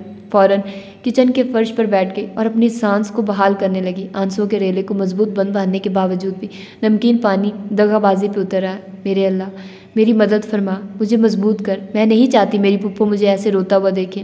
5 मिनट की भरपूर कोशिश के बाद नूर ने अपने ऊपर काबू पा लिया और 3 चूल्हों के ऊपर धरे 3 किस्म की हांडियों में चमचा हिलाने लगी। ताई जी के बाद अब रूहा नंगी तलवार की तरह अपने सर पर लटकती महसूस हुई। नूर को 2 मिनट में ही मिली जुली आवाज़ें अपने करीब से आती सुनाई दी। मुंजा बेगम नूर को ढूंढती किचन में आई और आते साथ ही नूर को गले लगाकर माथे पर प्यार किया। नूर आओ, मैं तुम्हें तुम्हारी छोटी पुप्पो से मिलवाऊँ। जी पुप्पो चलिए। कमरे में आते ही नज़र सामने बैठे जालिम जान याया पे गई, जिसका चेहरा बेतहाशा खुशी से दमक रहा था। गाय बगाए वो रूहा को अपनी मोहब्बत भरी निगाहों से नवाज रहा था। जमीला बेगम नूर को देखते उससे लिपट गई। माँ सदके, नूर बानो मेरी भतीजी, मुझसे नाराज़ मत होना। मैं इन खून के रिश्तों से तरस चुकी हूँ। मैं कभी भी तुम्हारी हक तलफी नहीं होने दूंगी। तुम मुझे रोहा की तरह ही अजीज़ हो। पुप्पो ने नूर के मासूम गालों पर कितने ही बोसे डे डाले। नूर मासूम भोली भाली बगैर मेकअप किए कुदरती हुस्न से माला माल 2 शेजा। रोहा ने नूर को देखकर अपने आप को उससे कमतर महसूस किया। ये तो मुझसे ज़्यादा हसीन है। काश ये याया की ज़िंदगी में ना आती तो कितना अच्छा था। रोहा को तरह तरह के ख्यालात सता रहे थे। याया ने हालात को साजगार बनाने के लिए नूर को पुकारा, इधर आओ नूर, इधर रोहा से मिलो। नूर ने फरमा बरदारी से गर्दन हिलाते हुए रोहा को सलाम बोला और मुसाफे के लिए हाथ आगे बढ़ाया। रोहा ने मजबूरन बनावटी मुस्कुरा कर सजाकर उसके हाथ के साथ अपनी चंद उंगलियां मिलाई। कैसी हैं आप रोहा? मैं ठीक हूँ, तुम सुनाओ कैसी हो? जी अल्हम्दुलिल्लाह मैं भी ठीक हूँ। नूर जितनी देर उधर खड़ी रही वो मुसलसल याहिया की नज़रों के आसार में थी। नूर को समझ नहीं आ रही थी कि उसका मुआयना क्यों किया जा रहा है। शायद याहिया ये खोजने की कोशिश कर रहा था कि नूर बानो कैसे महसूस कर रही है। बारहा कोशिश के बावजूद नूर के बेतासुर चेहरे ने याहिया की खोजती आंखों को नाकाम लौटा दिया। छोटी बड़ी पुप्पो ने पास बिठाकर खूब तसल्ली दी। बेजी अलग से वारी सदके जा रही थी। फिर बोली, पहली बहू तुम हो और फिर रोहा है। लेकिन नूर ये बात बाखूबी जानती थी कि बात पहली या दूसरी की नहीं है, बात तो दिल में जगह बनाने की है, जो शायद मैं कभी भी ना बना पाऊंगी। एकदम से ज़मीन ने सरजनिश की, क्यों मायूसी की बातें करती हो? बस सब्र, दुआ और खालिस नियत से अपने फ़राइज़ निभाओ। नूर ने उठते ही बोला, आप लोग बैठिए, मैं खाना तैयार कर रही हूँ। अरे नहीं नहीं, मैंने लड़कियों को भेजा है, वो किचन में बना रही हैं खाना, तुम आराम से पुप्पो जमीला के पास बैठो। नूर पुप्पो की आबीती सुनकर अपना गम हल्का महसूस कर रही थी। ताई रक्षंदा की तारीख सुनकर नूर के रोंगटे खड़े हो रहे थे। कॉलेज की पढ़ाई और हॉस्टल दाखिले के बहाने मुझे भाईजान सिकंदर के साथ भेजा। रक्षंदा का बड़ा भाई अशरफ मंसूबे के तहत पहले से बसों के अड्डे पर मौजूद था। हम दोनों को आता देखकर उसने सिकंदर भाई को बातों में लगाकर एक कोने में ले गया और मुझे किसी ने मुंह पर रुमाल रखकर वहां से उठा लिया। होश आया तो खुद को जंजीरों में जकड़े पाया। कमरा मुकम्मल तौर पर तारीख था। बाद में पता चला कि ये गिरोह जवां साल लड़कियां दुबई भिजवाते हैं और उन्हें जिस्म फरोशी पर मजबूर करते हैं। अल्लाह ने मुर्तज़ा को रहमत बनाकर भेजा। उन्होंने बर वक्त अपनी पूरी टीम के साथ उस जगह पर छापा मारकर सब लड़कियां बाजियाब करवा ली और इन खबीसों को गिरफ्तार कर लिया। तफ्तीश शुरू हुई तो मैं शदीद सदमे से 2-4 थी, इधर ही बेहोश हो गई। कितने दिनों बाद होश आया तो मुर्तज़ा की अम्मी को अपने पास पाया। मैं मुसलसल उनको घूरे जा रही थी। कुछ समझ नहीं आ रहा था कि क्या हो रहा है। थोड़ी तबीयत संभली तो वो मुझे अपने छोटे से घर ले आए। 1 हफ्ता मजीद गुजर गया, लेकिन वापसी के तमाम रास्ते मेरे लिए बंद हो चुके थे। मेरा नाम तो बदनाम हो ही चुका था। बुजुर्ग तजर्बा कार औरत थी। मौका मुनासिब पाते ही उन्होंने मेरा निकाह रोहा के वालिद मुर्तज़ा से करवा दिया। मुर्तज़ा चूँकि तमाम हालात से बाखबर थे, उन्होंने मुझसे वादा लिया कि मैं कभी भी पीछे पलट कर ना देखूँ। जमीला बेगम की आंखों से आंसू ज़ारे को तार जारी थे। रोहा ने आगे बढ़कर माँ को तसल्ली दी कि आपकी तबीयत दोबारा से ख़राब हो जाएगी, पहले ही हर वक्त रोती रहती हैं। अब तो आपको खून का रिश्ता मुयस्सर है अम्मी, प्लीज़ ना रोए। नूर मुझे माफ़ कर दो, मैंने अपना रिश्ता बहाल करने के लिए तुम्हें हिस्सों में बांट दिया है। खामोश नूर ने चेहरा उठाकर तसल्ली दी। क्या आप बिल्कुल भी परेशान हो? आपको मेरी तरफ से किसी भी किस्म की शिकायत का मौका नहीं मिलेगा। याया ने सुख का सांस लिया और आंखों ही आंखों में नूर को शाबाश दी। सबने मिलकर पुरतकल्लुफ़ खाना खाया। फिर याया खाला को घर वापस छोड़ने के लिए निकल गया। मुंजा बेगम ने समझदारी का मुजाहरा करते हुए रोहा नूर को कमरों में जाने का अंदिया सुनाया। वो फूफो, मैं अपना सामान नीचे बेजी के कमरे में ले आई हूँ। रोहा याया वाले कमरे में चली जाए और मैं बेजी के साथ सो जाऊँगी इंशाल्लाह। पगली ना हो तो तुम बेजी के कमरे में क्यों सोने लगी भला? तुम अपने अलग कमरे में सोगी। तुम दोनों याया की बीवियाँ और तुम दोनों के कुछ हकूक़ व वाजिबात हैं। नूर, तुम ऐसा करो, वो खाली वाला कमरा तैयार करो, और रोहा तुम नूर के साथ याया के कमरे का रुख करो। जी ठीक है खाला, मैं और बच्चियाँ किचन समेट लेंगे, तुम दोनों ऊपर कमरों में जाओ। नूर ने फूफो की हदायत के मुताबिक रोहा को कमरा दिखाया और खुद दूसरे कमरे में आकर खूब दिल की भड़ास निकाली। रोते रोते हिचकी बन गई। लौटा दे रौनके तुझे तेरे मेयार की, कहराम मचाकर अपने दिल की बस्ती में। याया की घसीली आंखें, उसका गुस्सा, उसकी नरमी, उसका बेपनाह ख्याल रखना, हर छोटी मोटी ज़रूरत का पूरा करना, हर नई चीज़ के इस्तेमाल का तरीका सिखाना, सब कुछ नूर के दिलो दिमाग को घायल किए जा रहा था। याया ने बड़े चाव और अरमानों से अपने कमरे का दरवाज़ा खोला। जैसे ही अंदर दाखिल हुआ, एकदम बाहू की आवाज़ से उछलकर पीछे हटा और गिरते गिरते बचा। दरवाजे के पीछे खड़ी रोहा बत्तीसी निकाले हंसे जा रही थी। रोहा, कुछ तो शर्म करो, पहले दिन की दुल्हन हो और अपने दूल्हे का इस्तकबाल बाहू से कर रही हो। अफसोस, सद अफसोस। याया ने मसनूई गम का इजहार किया। तुम्हें तो 2 गज़ का घूंघट निकाल कर बैठना चाहिए था। हाँ, तुम तो बड़े जैसे रवायती अंदाज में ब्याह कर लाए हो। ये बाहू तो कुछ भी नहीं है, मैंने तो कुछ और ही सोचा हुआ था, बस तुम्हारी बचत हो गई है। रोहा ने अदा से कहा। खैर छोड़ो सब बातें, ये बताओ मेरी मुँह दिखाई किधर है? याया ने जेबें टटोलना शुरू कर दी। ओह नो, पता नहीं, जो निस्वार की शीशों वाली डबिया खरीदी थी वो किधर रह गई? कोई हाल नहीं तुम्हारा याया, कौन देता है निस्वार मुँह दिखाई में? भाई, अब जैसे शादी अंजाम पाई है, वैसे उसके शयाने शान नस्वार ही तो बनती है। तुम नहीं बदलोगे याया, मजाक करने की कोई तुक बनती है भला? तो फिर जाने मन, बाहर लॉन में जाकर बंटे खेल लेते हैं। जाओ, मैं नहीं बोलती तुमसे। रोहा मुँह फैलाकर बैठ गई। अच्छा चलो, अब नाराज़ नहीं हो, कल मैं तुम्हें 3 रंगों वाला परांदा ले दूँगा। वो तुम लेकर दो अपनी पेंडू बीबी को। उसको तो परांदे की ज़रूरत ही नहीं, उसके बाल ही इतने लंबे हैं। क्या क्या बोला है तुमने? भाई, मैंने हकीकत बताई है। एकदम से याया के कानों में खतरे की घंटियाँ बजना शुरू हो गई, पर अब जो ज़बान से निकल चुका था उसका खुमियाजा तो भुगतना था। अच्छा चलो, अपना हाथ दो और आंखें बंद कर लो। रोहा ने शर्माते हुए अपना मरमरी हाथ आगे बढ़ाया। अभी खोल लूँ? रोहा ने जैसे ही आंखें खोलकर देखा तो फलक शगाफ चीख निकली, जिसको याया ने बरवक्त मुंह पर हाथ रखकर दबा दिया। याया तो हंसकर लूट पूट हो रहा था। कुछ सोचकर बाहर लॉन से आते हुए मुर्दा लाल बेग उठा लाया। याया, मैंने तुम्हें नहीं छोड़ना, मैं अभी खाला को बुलाती हूँ, तुम सुलाओ अपनी नूर को अपने पास, मैं जा रही हूँ। रोहा जैसे ही दरवाजे के पास तरफ लपकी, याया ने बिस्तर से छलांग लगाकर पकड़ लिया। किधर जा रही हो जाने याया? भला ऐसे करते हैं पहले दिन की दुल्हन के साथ? रोहा रो देने को थी। अरे मैं तो अपनी शादी की रात को यादगार बना रहा हूँ बाकी तमाम लोगों से। अब इस तरह के मजाक मुंशी चाचा के साथ तो करने से रहा। याया ने दोनों कान पकड़ लिए। माफ़ कर दो प्लीज़ जाने याया। रोहा, रूठे जो तू दिल मुट्ठी में होता है मेरा, मुस्कुराए जो तू गोया बहाल हुई सांसें। याया ने जज्ब में आकर शायरी सुना डाली।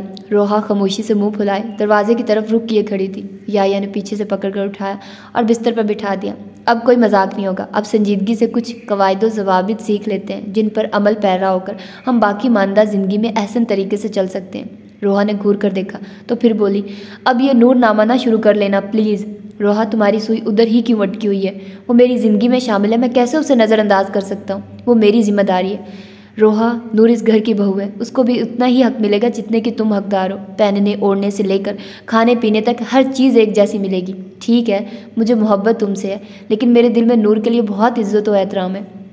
मैं अपनी पूरी कोशिश करूँगा कि मैं अपनी ज़िंदगी के इस नए सफ़र का आगाज़ खलूस से करूँ, और मेरी तुमसे भी गुजारिश है कि तुम भी मेरा भरपूर साथ दोगी, वरना मेरे लिए बहुत मुश्किल हो जाएगा तुम दोनों को एक साथ लेकर चलना। रोहा, मुझे कभी भी मजबूर न करना कि मैं कोई ऐसा फ़ैसला कर बैठूं जिससे इस खून और कशिश के रिश्ते में दरार आ जाए। मेरी ख्वाहिश है कि तुम मिलजुल कर नूर के साथ भरपूर तावन के साथ रहो। मुझे चक बिल्कुल भी पसंद नहीं है। अब हम यूनिवर्सिटी में पढ़ने वाले लापरवाह लाउबाली स्टूडेंट्स नहीं रहे, अब हम अमली ज़िंदगी में आ गए जहाँ पर बहुत सारी जिम्मेदारियाँ आयद होती हैं। रोहा की आंखों से आंसू छलक जाने को बेताब थे।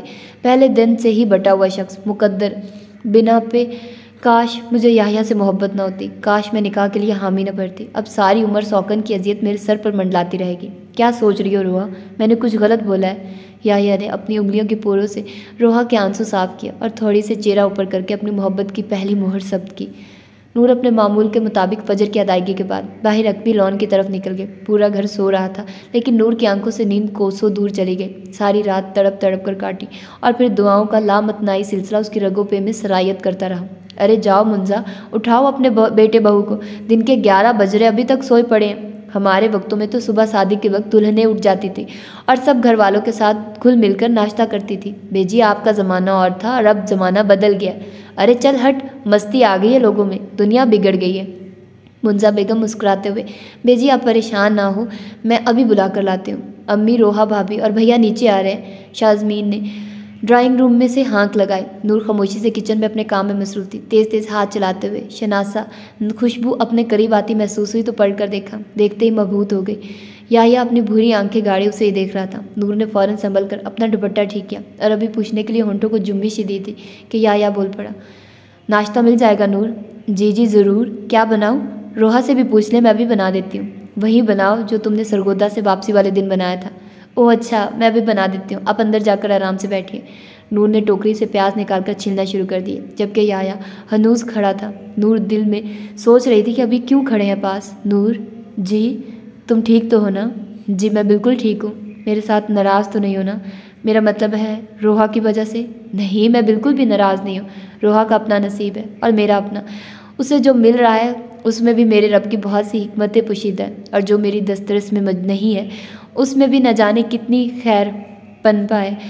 आप परेशान ना हो, मैं कभी भी आपको शिकायत का मौका नहीं दूंगी इंशाल्लाह। मुझे पता है नूर कि तुम बहुत अच्छी हो। नूर ने हैरत से याहिया को देखा कि जैसे कह रही हो आपकी तबीयत तो ठीक है ना आज? नूर ने फ़ौरन सारा नाश्ता दोबारा से मिनटों में तैयार किया और खाने की मेज़ पर सजा दिया। रोहा जो कि खुले बालों में हल्का मेकअप किए बहुत प्यारी लग रही थी, बैठी याहिया की किसी बात पर मुस्कुराई। नूर ने अदब से सलाम किया और नाश्ता देकर किचन में दोबारा पलटने लगी कि याहिया बोला, वो अम्मी मैं सोच रहा था कि मौसम भी गर्म है तो सारे शुमाली इलाका जात की तरफ चलते हैं। अरे नहीं बेटा, तुम लोग जाओ, यही दिन है घूमने फिरने के, फिर बाद में मसरूफियत बढ़ जाती है। बल्कि ऐसा करो, नूर और रोहा दोनों को साथ इकट्ठे लेकर जाओ। रोहा के हाथ से नवाला गिरते गिरते बचा। क्या ख्याल है नूर बेटी आपका? मुंजा ने कमरे से निकलती नूर से पूछा। जी पुप्पो, बहुत अच्छी बात है, लेकिन मैं तो नहीं जाना चाहती, अभी ही तो सरगोदा से वापसी हुई है। रोहा को अकेले ही जाने दे, मुझे वैसे भी घर में रहना ज़्यादा पसंद है। याहिया ने सुख का सांस लिया और सोचा ये लड़की कितनी समझदार है। अच्छा चलो, जैसे तुम्हारी मर्जी नूर बेटी। दोनों निकाह तो सादगी से हो गए, अभी एक छोटा सा वलीमा भी कर लेते हैं। जी अम्मी, वापस आकर सोचते हैं कि क्या करना है। शुमाली इलाका जात से वापस आकर याहिया के कंधों पर कारोबारी जिम्मेदारियाँ और फिर 2 बीवियों की जिम्मेदारियाँ अलग से। याहिया अपनी तरफ से भरपूर कोशिश करता कि कोई नोक झोंक ना हो इन दोनों के दरमियान, जबकि उसको अच्छी तरह से अंदाज़ा था कि नूर मामला फ़हम तबीयत रखती है, अपने आप को हर रंग में ढालने की सलाहियत है उसमें। नूर अपनी रूटीन के मुताबिक याहिया के कपड़े जूते खुद तैयार करती, जबकि रोहा सिर्फ अलमारी से निकाल कर याहिया के हाथ में पकड़ाती। सहर पैर की चाय के बाद नूर रोहा के लिए ही लॉन में बैठी थी। पुप्पो किसी का फ़ोन सुनने में मसरूफ़ थी। बेजी अपने कमरों में कमर सीधी कर रही थी और शाजमीन रामीन एकेडमी में थी। रोहा ने मौका गनीमत पाकर नूर को घूरा और पूछा, तुम जलती हो मुझसे? नहीं, मैं क्यों जलूंगी भला? मासूमियत का लबादा ओढ़कर दूसरों को अच्छा बेवकूफ़ बना लेती हो। नूर ने खामोशी से सुना और फिर रोहा को देखते हुए बोली, मुझे लबादा ओढ़ने की ज़रूरत ही नहीं पड़ती, मेरी शक्ल है ही ऐसी। और रहा सवाल जलन का, तो मैं ऐसी खराफात पर ध्यान ही नहीं देती। मैं क्यों अपने अमाल सालिया फजूल जलन में जला दूँ? रोहा, आप मेरी तरफ से बेफिक्र रही है। मुझे याहिया से जुड़ी हर चीज़ से लगाव है, वो चाहे मेरी सौकन ही क्यों ना हो। और वैसे भी मेरा आपके साथ दोहरा रिश्ता है, पहले सगी पुप्पो की बेटी और फिर आप मेरी प्यारी सी सौकन है। आप परेशान न हो, आपकी छोटी सी बहन आपके नसीब का कभी भी नहीं छीनेगी। मेरे पास दीन होने का क्या फ़ायदा अगर मेरा इस पर अमल नहीं है? मैं जो सीखती हूँ उस पर अमल पैरा होने की पूरी कोशिश करती हूँ। रोहा हैरत से अपने से 5 साल छोटी सौकन कज़न को देखे जा रही थी। उसने तो मेरे जवाब देने के लिए कुछ भी नहीं छोड़ा। मेरे और आपके दरमियान फ़र्क सिर्फ इतना है कि मेरे पास दीन है और आपके पास दुनिया है। दीन दुनिया व आखिरत के लिए भलाई है, जबकि दुनिया सिर्फ सांस की डोर तक महदूद है। उधर सांस की डोर टूटी तो साथ ही आखिरी मंजिल की झलक इंसान को दिखाई दी जाती है। और मैं इतना महंगा सौदा बर्दाश्त नहीं कर सकती। याह्या की मोहब्बत अगर इस दुनिया में नहीं मिल सकी तो इसका अजर मुझे आखिरत में ज़रूर मिलेगा इंशाल्लाह। मुझे मेरी दुआओं के ज़ख़ीरे कभी तन्हा नहीं रहने देते। आप मुझसे बड़ी हैं, मेरा और आपका रिश्ता एहतराम का होना चाहिए। खामखा की चपकली से बेहतर है हम दोस्ती कर लें। दिल में जड़ पकड़ने वाले हसद को उखाड़ बाहर फेंके। रोहा मुजस्मा बनी बैठी थी कि नूर ने मुसाफिर के लिए हाथ आगे बढ़ाया, जिसको रोहा ने मजबूरन थाम लिया। दिन हफ्ते में और हफ्ते महीनों में गुजरना शुरू हो गए। रोहा अच्छी तरह जान चुकी थी कि नूर एक बेलौस आला इखलाक की लड़की है और सबके साथ बेहद मुखलिस है। और वैसे भी मुझे कौन सा नुकसान पहुंचा रही है, एक कोने में पड़ी रहती है। याह्या के साथ उसका नाम ही जुड़ा है सिर्फ। रोहा का ज़मीर कभी कभी मुलामत करता कि मैं उसकी हक तलफी करवाने में हर वक्त कोशा होती हूँ।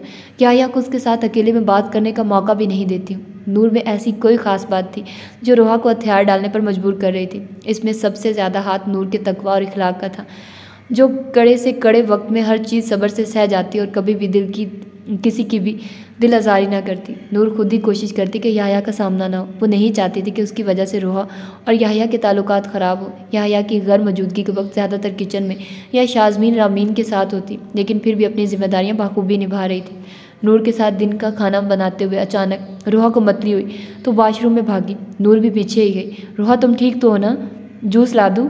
अरे नहीं, वैसे ही जी मतला रहा है, चलो बाहर बागीचे में चलते हैं, तबीयत ठीक हो जाएगी। रोहा मेरे पास एक हल है इसका भी, तुम्हारी तबीयत एकदम ठीक हो जाएगी। वो कैसे? शाज़मीन रामीन को बुलाओ, छोटी सीढ़ी लाते हैं और आम के दरख्त से केरियाँ उतारते हैं, बहुत मज़ा आएगा। मेरे मुंह में तो अभी से पानी आ रहा है। हम ताया जी के बाग से कच्ची केरियाँ उतार कर और फिर लाल मिर्च नमक डालकर खाते थे। नूर ने चटखारे लिए। नूर तुम कैसे चढ़ोगी ऊपर? रोहा परेशान हो रही थी। देखो दरख्त कितना बड़ा है, कहीं गिर ही ना जाना। चौधरी सुल्तान हाउस 3 कनाल पर मुहित खूबसूरत बंगला, जिसके अकबी लॉन में फलों के दरख्त, आम, अमरूद, लीमू, संतरे के साथ साथ लोकाट भी था। रोहा को बेचैनी हो रही थी। अरे ये तो मेरे बाएं हाथ का खेल है, तुम लोग नीचे इंतज़ार करो, मैं अभी तोड़ कर लाती हूँ। तीनों नीचे से केरियों के बारे में मालूमात फराहम कर रही थी। इस बड़ी वाली शाख पर जाओ, वहाँ पर ज़्यादा केरियाँ नज़र आ रही हैं, ध्यान से कहीं गिर न जाना प्लीज़। नूर अगर याह्या को पता चल गया तो वो शायद गुस्सा करेंगे। रोहा तुम्हें तो पता है, जब वो बिज़नेस ट्रिप पर जाते हैं 1 हफ्ते से पहले वापसी नहीं होती। बस तुम लोग मेरे पल्ले से अयाशी करो। तीनों गर्दनें आम के दरख्त पर जमाए इर्द गिर्द से बेखबर केरियाँ तोड़वाने में घलता थी कि अचानक आवाज़ आई, ये क्या हो रहा है और दरख्त के ऊपर कौन है? वो भाभी नूर है भैया। नूर फ़ौरन से पहले नीचे उतरो। याह्या ने शाख पर बैठी नूर को जानदार धमकी से नवाजा। नूर जो कि बड़ी शाख के ऊपर बैठकर छोटी शाख को थामे हुए थे, एकदम धड़म से नीचे आए, जिसको बरवक्त याह्या ने आगे बढ़कर थाम कर गिरने से बचा लिया। नूर की आंखों के सामने तारे टिमटिमाने लगे। एकदम से क्या हो गया। याह्या ने नूर को नीचे उतारते हुए बाकी तीनों को अंदर जाने का बोला। रोहा ने भी याह्या के तेवरों को देखते हुए आफियत खामोशी में ही जानी और बिला चूं चरा घर के अंदर का रुक गया। नूर को अंदाज़ा हो चुका था कि अब पक्के रंगों में चित्रौल होनी है। याह्या के पूछने से पहले ही वो मैं केरियाँ तोड़ने ऊपर गई थी। जी मुझे पता है ये दरख्त आमों का है और इधर से फल का ही हसूल मुमकिन है। हम ताया जी के घर ऐसे ही तोड़कर खाया करते थे। नूर गर्दन झुकाए बोली जा रही थी। वो इस बात से बेखबर की थी कि याह्या कितनी मुश्किल से अपनी हंसी को रोककर संजीदगी का खौल चढ़ाए खड़ा था। फ़र्ज़ करो अगर तुम्हारी हड्डी पसली टूट जाती तो कौन जिम्मेदार होता? अगर खाने को इतना ही दिल था तो माली चाचा को बोलना था, वो ऊपर चढ़कर उतार देते। वो मेरे ख्याल में माली चाचा की हड्डी इस उम्र में टूट जाती तो जुड़ना ज़्यादा मुश्किल था बनिस्बत मेरी हड्डी के। आपको तो पता है बुढ़ापे में हड्डियाँ कमज़ोर हो जाती हैं। क्यों, आप हड्डियों की डॉक्टर रह चुकी हैं? नहीं, काफ़ी सुनहरे ख्यालात रखती हो। मेरे ख्याल में तुम्हें कोहे पेमाई की मशकों के लिए भेजना चाहिए। नूर हनूस खामोश खड़ी सुन रही थी। और वैसे ये पिछले कितने हफ्तों से गायब हो? कोई कारोबार तो नहीं शुरू कर लिया तुमने जिसमें इतनी मसरूफ़ हो गई हो? कितने दिनों से तुम्हारी शक्ल ही नहीं दिखाई दी। नूर को तो करंट लगा। फ़ौरन चेहरा ऊपर उठाकर देखा। मैं घर पर ही थी, माजरत खाऊँ अगर आपको बुरा लगा है मेरा आपके सामने न आने पर। मुझे आज मुनीर वसीम जलालुद्दीन ने एक हदीस सुनाई है और मैं यकीन से कह सकता हूँ कि तुम्हें वो वाली हदीस पता है। कौन सी हदीस? नूर ने पूछा। अगर किसी शख्स की 2 बीवियाँ हों और वो उनके दरमियान अदलो इंसाफ न करता हो तो क़यामत के दिन उसके बदन का आधा हिस्सा मफलूज होगा। जी मुझे पता है इस हदीस के बारे में। तो मुझे क्यों नहीं बताया फिर? वो मैंने सोचा आपको गुस्सा आएगा या फिर बुरा ना लग जाए, और वैसे भी आपने मुझे वाज़ेह तौर पर बता दिया था कि मैं आपकी मनकुहा के तौर पर रहूँगी, तो मैंने आपका ये फ़ैसला मनोअन कबूल किया है और इस पर शाकिर हूँ। अच्छा तो तुम चाहती हो कि मेरे जिस्म का एक हिस्सा मफलूज रहे? नहीं, कतई नहीं, मैं ऐसा नहीं चाहती। याह्या जानबूझकर नूर को ज़िद किए जा रहा था। अभी मैं अंदर जाऊँ? नहीं, तुम अंदर नहीं जा सकती, बल्कि तुम आज रात इस आम के दरख्त पर गुजारोगी। जी? नूर तो बेहोश होने को थी, क्योंकि शादी के पहले दिन भी याया ने आधा घंटा गाड़ी में बंद कर दिया था। याया से कोई बैद नहीं वो आज भी कुछ ऐसा ही करे। नूर को परेशान देखकर याया को और शरारत सूझी। वैसे तुम बड़े बड़े दावे करती थी, लेकिन आज तो साबन के झाग की तरह बैठती जा रही हो। आप समझते हैं मेरे वो दावे झूठे थे? मुझे शक नहीं बल्कि यकीन है नूर बानो साहिबा। याया ने हाथ सीने पर बांधकर लंबी सांस खींची। और मैं आज भी अपने दावे पर कायम हूँ। मुझे तो आपकी कमीज से टूट कर गिरने वाले बटन से भी मोहब्बत है। अच्छा? याया ने अच्छा को लंबा खींचा। और बदले में तुम्हें क्या मिल रहा है? मुझे बदले में अपने रब की रहमत मिल रही है, क्योंकि मेरी मोहब्बत खालिस और हलाल है।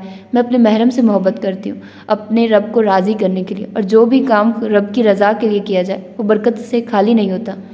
मेरा किसी से कोई मुतालबा नहीं है। मेरी तलब तो अर्श वाले से जुड़ी है, जो कभी भी मोमिन को मायूस नहीं होने देता। मुमकिन है कि तुम किसी को चीज़ को बुरा जानो और दरअसल वही तुम्हारे लिए भली हो, और ये भी मुमकिन है कि तुम किसी चीज़ को अच्छी समझो हालांकि वो तुम्हारे लिए बुरी हो। बहुत, और मेरा इस बात पर पुख्ता और कामिल ईमान है। बहुत खूब नूर बानो, माशाल्लाह बोलना चाहिए आपके हाफ़ज़े और हुस्ने तकल्लुम पर। मैं अंदर जाऊँ अभी? हाँ जाओ। याया गहरी सोच में डूबा हुआ था कि पता नहीं मुझे किस नेकी का सिला मिल रहा है। इतनी साबिर और पाकबाज औरत मेरे नसीब में आई है। अकेले मुस्कुराता नूर के पीछे ही हो लिया। ओए चुड़ैलो, तुम लोगों ने अकेडमी नहीं जाना? अभी तक घर में ही बड़ा जमान हो। नहीं भैया, अब हमें अकेडमी जाने की कोई ज़रूरत नहीं है। क्यों जाने की ज़रूरत नहीं रही? अब मैट्रिक के राजी में फ़ेल होना है क्या? भैया, हमें एकेडमी से 100 दर्जे बेहतर टीचर घर में जो मुयस्सर है, और हमारी इस टीचर की जियोमेट्री और अलजबरा में ऐसी महारत है कि क्या कहने, और सवालात समझाने का अंदाज ऐसा है कि पूछो ही कुछ ना। मेरी आधे हफ्ते की गैर मौजूदगी में कौन सी ऐसी टीचर आसमान से उतर आई है जो आप लोग उसके इतने निहाल हुए जा रहे हैं? खैर, हम तो उस टीचर से आपकी घर मौजूदगी में भी मुस्तफ़ीद होते रहे। ये अलग बात है, आपका ज़्यादातर ध्यान बिजनेस में होता है। अच्छा, अब बता भी दो चुड़ैलो। याया ने टांगे दूसरे सोफे पर दराज की और हाथ से माथे पर बिखरे बाल पीछे किए। वो टीचर आपकी बहुत करीबी हैं, बस फ़र्क यह है कि वो आपको नज़र नहीं आती। नूर जो कि याया के अकब में खड़ी बिखरी किताबों को समेट रही थी, मुसलसल शाज़मीन रामीन को आंखें निकाल रही थी कि ना बताओ। लेकिन दोनों लड़कियां जोशे खताबत में आज सब कुछ उगल देने के लिए बेकरार थीं। भैया, हमारी नूर भाभी पढ़ी तो 12 जमातें हैं, और वो भी बगैर इम्तिहान दिए, लेकिन इनमें सलाहियतें आपकी 16 जमातों से कहीं ज़्यादा है, माशाल्लाह। याया ने गर्दन घुमाकर पीछे खड़ी नूर को फ़ख्र से देखा, जो शर्म से लाल हो रही थी। और कौन कौन से जोहर छुपाए हुए हैं आपकी भाभी नूर ने? आज हमें भी तो पता चले। भैया, भाभी का सबसे अजीम कारनामा ये है कि पूरे घर को नमाजी बना दिया, बेशुमाल रोहा भाभी। और अब हम सब को सुन्नत रसूल सल्लल्लाहु अलैहि वसल्लम पर चलाने की तगोदो में रहती हैं। हम सारे मिलकर सहर पैर की चाय के बाद कुरान का तर्जुमा और तफसीर सीखते हैं, और कुरान मजीद की तजवीद भी, ताकि सही तलफ़्फ़ुज़ से मुखारिज की अदायगी हो और कलाम अल्लाह के मायनी ना बदलें। इस मौके पर आप कुछ कहना चाहेंगी नूर भाभी? याया ने गर्दन घुमाकर बोला। सबके कह के बुलंद हुए। मेरी नहीं, आप लोगों की भाभी। नहीं, मेरा इसमें कोई कमाल नहीं है, ये सब अल्लाह की रहमत और बरकत से हो रहा है। नूर ने साइड वाले सोफे पर टिकते हुए बोला। मैं तो कुछ भी नहीं हूँ। भैया, नूर भाभी झूठ बोल रही हैं। नूर ने घबराकर रामीन को देखा। तो फिर सच क्या है? मुझे भी तो पता चले। याया ने दिलचस्पी जाहिर की। भैया, सच ये है कि भाभी हम सब के लिए गिड़गिड़ा कर दुआएं मांगती हैं, और अब तो बेजी के साथ तहज्जुद भी पढ़ती हैं। बेजी तो भाभी की पक्की फ़ैन है। खाना चाय सिर्फ नूर भाभी के हाथ का। बेजी को रोज़ रात सोने से पहले दबाना भाभी का रोज़ का मामूल है, और फिर हफ्ते में 2 दफ़ा सर में तेल डालकर मालिश करना। अब तो अम्मी को भी नूर भाभी की खिदमत गुजारियों की आदत होती जा रही है। बेजी और अम्मी भाभी को दुआएं देती नहीं थकती। याया बेतासुर चेहरे से सब कुछ आंखें बंद किए सुन रहा था, लेकिन दिल में नूर के मकाम का ग्राफ दिन ब दिन बढ़ता जा रहा था। एक और मज़े की बात भैया, अब तो रोहा भाभी भी उनके नक्शे कदम पर चलना शुरू कर चुकी है। शाज़मीन ने सरगोशी वाला अंदाज अपनाया तो याया ना चाहते हुए भी हंस दिया। तुम दोनों तो पूरी रिपोर्टर हो, कितनी खबरें हैं तुम दोनों के पास? बस भैया, हमारे साथ तो ऐश ही ऐश है। नूर कितने दिनों बाद खिलखिलाई। रोहा जो कि ऊपर अपने कमरे में थी, नीचे आते ही मुस्कुराती सबके साथ शामिल हो गई। याया, हाँ बोलो। वो उस दिन नूर ने तुम्हें क्या बोला था? मेरा मतलब है जब वो दरख्त से नीचे गिरी थी और तुमने उसको बरवक्त बचा लिया था। कुछ ख़ास नहीं, बस यही बता रही थी कि हम ताया जी के घर ऐसे ही केरियाँ तोड़कर खाया करते थे। अच्छा, तो उसने ये नहीं बताया कि वो मेरे लिए केरियाँ तोड़ने गई थी? नहीं, ये तो नहीं बताया उसने। क्यों, खैरियत है? वो दरअसल मेरा जी मतला रहा था, तो बोली आओ मेरे पास इसका एक हल है। कैसी अजीब लड़की है, हर चीज़ अपने सर ले लेती है और मेरे मना करने के बावजूद केरियाँ तोड़ने ऊपर चढ़ गई। या कभी कभी तो मुझे लगता है मेरी वजह से उसके साथ ज़्यादती हो रही है। वो कैसे? तुम समझा करो या नहीं, मुझे नहीं समझ, तुम ही समझा दो। अब ज़्यादा काके ना बनो। मैं भला काका क्यों बनने लगा? अच्छा भला शेर जवान हूँ, मुझे क्या पड़ी है काका बनने की। और वैसे भी तुम्हें नूर से इतनी हमदर्दी क्यों जाग रही है? या पता नहीं नूर की शख्सियत में ऐसा क्या है जो मुखातिब को अपनी तरफ खींचता है। मैं चाहते हुए भी उससे नफ़रत को कायम नहीं रख सकती। मेरी हर मनफी सोच और अमल पर वो इतना मुस्बित रद्दोअमल ज़ाहिर करती है कि मेरी तो बोलती बंद हो जाती है। अच्छा चलो लाइट बंद करो और सो जाओ, मुझे बहुत नींद आ रही है। याया ने जमाई रोकते हुए बोला। या अब क्या मसला है रोहा? वो मैं चाह रही थी आप नूर को कुछ दिनों के लिए शुमाली इलाका जात की तरफ घुमा लाएं। याया को 500 वॉलेट का झटका लगा। ये तुम बोल रही हो रोहा? लगता है तुम शदीद बदहज़मी का शिकार हो। या हर वक्त कम मजाक नहीं अच्छा होता। रोहा मुंह बनाते हुए बोली। या मैंने अपनी जहालत में नूर के साथ बहुत ज़्यादती करवाई है। मेरा ज़मीर मुझे मलामत करता है, मुझे सुकून नहीं मिलता। प्लीज़ मेरी बात मान जाइए। रोहा सिर्फ तुम नहीं बल्कि मेरी अपनी बहुत सारी कोताहियाँ और ज़्यादतियाँ भी शामिल हैं जिनका अजाला बहुत ज़रूरी है। मैं उससे माफ़ी मांगूंगा, बस मुझे मुनासिब वक्त का इंतज़ार है। या नेकी और पूछ अभी जाओ प्लीज़। तुम्हारा दिमाग तो नहीं चल गया लड़की? मुझे नहीं पता, तुम अभी और इसी वक्त जाओगे और उससे माफ़ी मांगोगे। रोहा 2 महीनों में ही तुम तो उसकी असीर होकर रह गई हो। पता नहीं कितनी शिद्दत है उसकी दुआओं में जो तुम जैसी लड़की बेताब हुई जा रही है। जा रहे हो या नहीं? जा रहा हूँ। क्या खुश नसीबी है मेरी, बड़ी सौकन छोटी सौकन के लिए मरी जा रही है। अल्लाह जब देता है तो छप्पड़ फाड़ कर देता है। मेरे रब तेरा लाख लाख शुक्र है। या ने बिस्तर से उतरते जैसे ही चप्पल में पाँव डाले फ़ोन ने चिघाड़ना शुरू कर दिया। ओ यार कौन है इस वक्त रात 11 बजे? ओ मेरा मौलवी शहज़ादा बात कर रहा है। मेरे भाई किस लिए टेंशन लेता है, सब मामलात मैंने पक्के करवाए। अब तू जाने और तेरे नसीब प्यारे। यार मेरा जाना बहुत मुश्किल है, लड़की तूने देखनी है ना? या मैंने? अगर इतना खौफज़दा है तो सफ़ीर को ले जा साथ। अगर वो नहीं भी जा सकता तो तुम तो कम से कम अपने नाम की लज रख लो, जलालुद्दीन साहब। यार उन्होंने कौन सा तुझे ज़मीनों में हल जोतने का बोलना है? अम्मी बेजी तो वैसे भी तुम्हारे घर वालों के साथ जा रही हैं तो वो सब संभाल लेंगी। अब सुकून की नींद ले प्यारे, मैं तो चला अपनी बेगम को खुशखबरी सुनाने। रब राखा, अस्सलाम वालेकुम। या ने सेल बंद करके जेब में डाला और शुक्र अदा किया कि बात शुरू करने का एक सबब निकल आया। या किस लिए खड़े हो, अब जाओ भी। कितना डर है तुम्हें नूर का?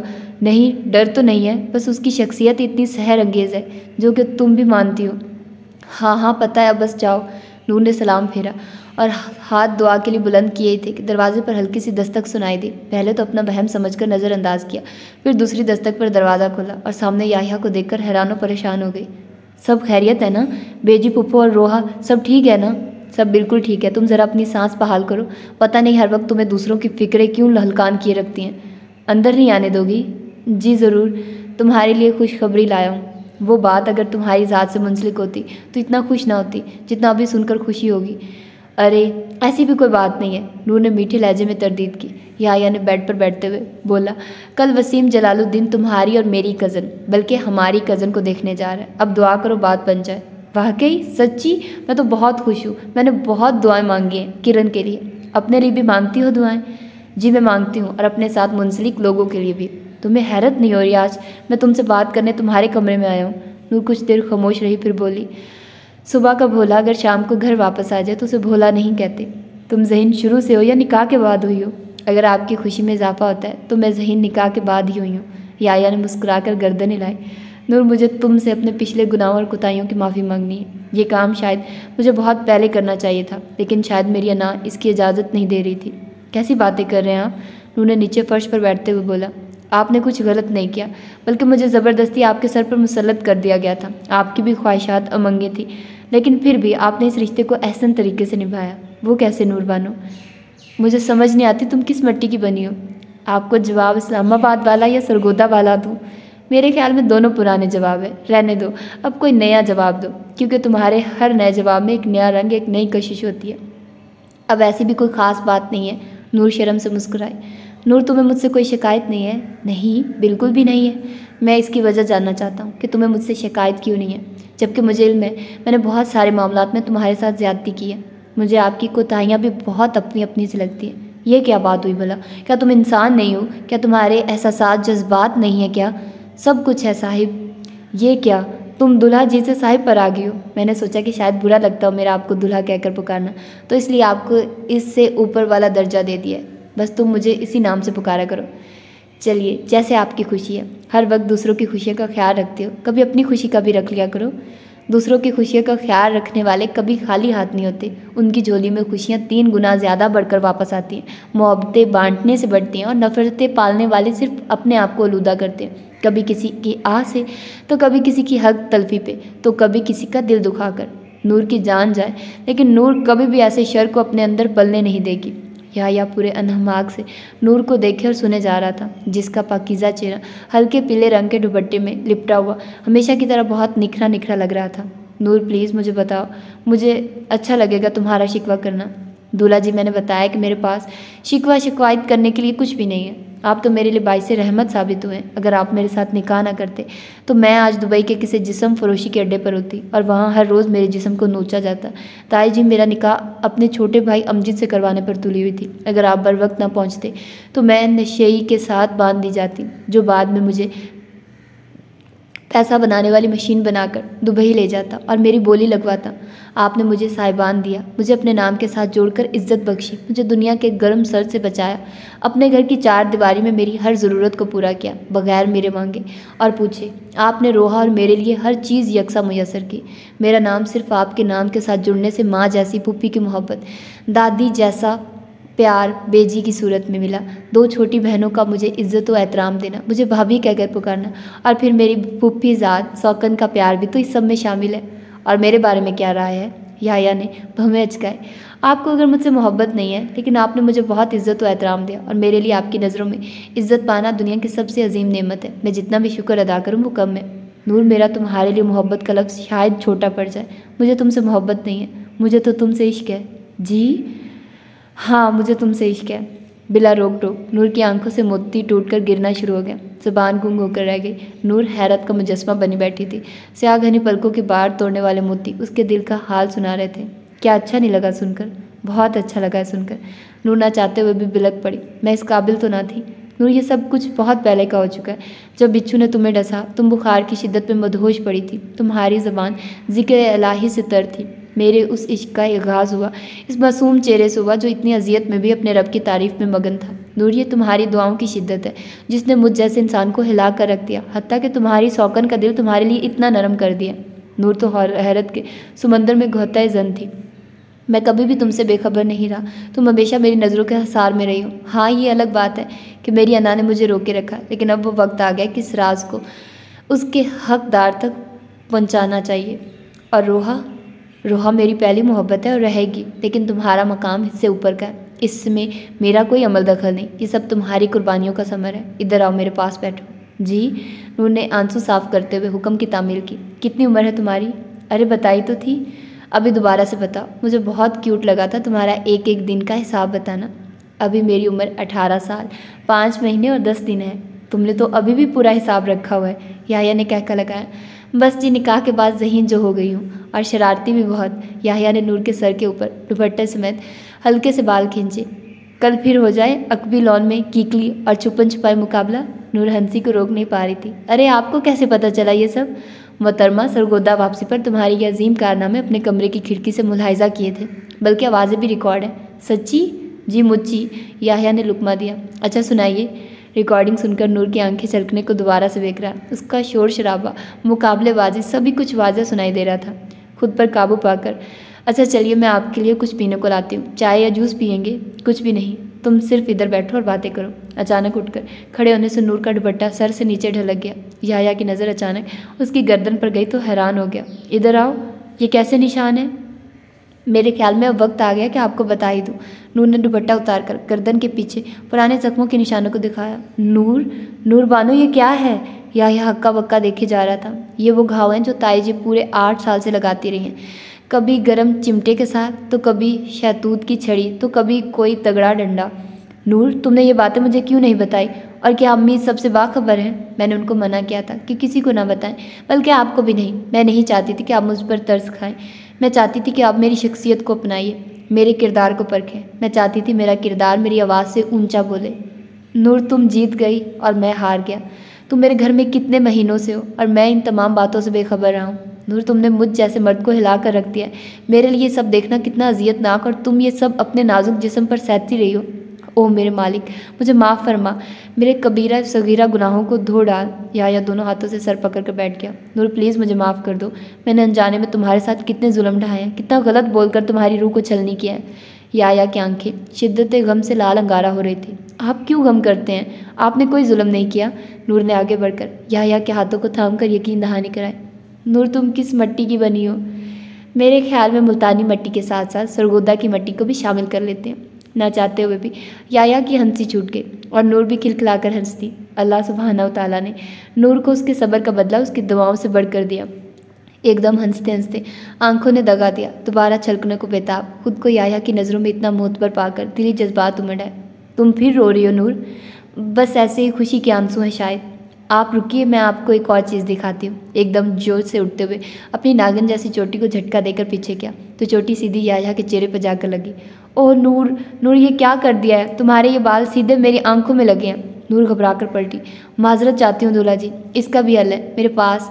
आपकी आंखें मिनटों में ठीक हो जाएंगी। नूर ने चुटकी बजाई, सारी चुभन दूर हो जाएगी। अच्छा अब बातें कम करो और जल्दी से करो जो करना है। या की आंख चुभन से लाल हो रही थी और खोलने में दुश्वारी हो रही थी। नूर ने अपने कॉटन के दुपट्टे का एक कोना लेकर 3 से 4 तहों में लपेटा और या की आंखों पर रखकर फूंकना शुरू कर दिया। ये क्या कर रही हो नीम हकीम? आप बस चुप करके बैठी रहिए और नताइज का इंतज़ार करिए। 1 मिनट की मुसलसल कोशिश के बाद नूर की फूंकें रुकी और बोली, अब देखिए, आंख को खोलिए, कैसा महसूस कर रहे हैं अभी? बहुत बेहतर। या ने मुस्कुराते हुए नूर की चोटी खींची और फिर खोल दी। अच्छा ये बताओ, कौन सी खाद डालती हो अपने बालों में जो बाल इतने लंबे और घने हैं? कहीं मेरे किनुओं की खाद तो नहीं चुरा ली है? नूर खिलखिलाई और बोली, खाद तो नहीं, खैर अलबत्ता सरसों का तेल हफ्ते में 2 बार जब भी बेजी की सर में मालिश करती हूँ तो साथ ही अपने बालों में भी डाल लेती हूँ, या फिर फूफो मेरे लिए करती हैं। या ने मोहब्बत पाश नज़रों से नूर के बालों को बखेरा और बोला, अब तो सही चुड़ैल लग रही हो। जी नहीं, मुझे पता आप मजाक कर रहे हैं, वरना मैं तो आपको बहुत अच्छी लगती हूँ।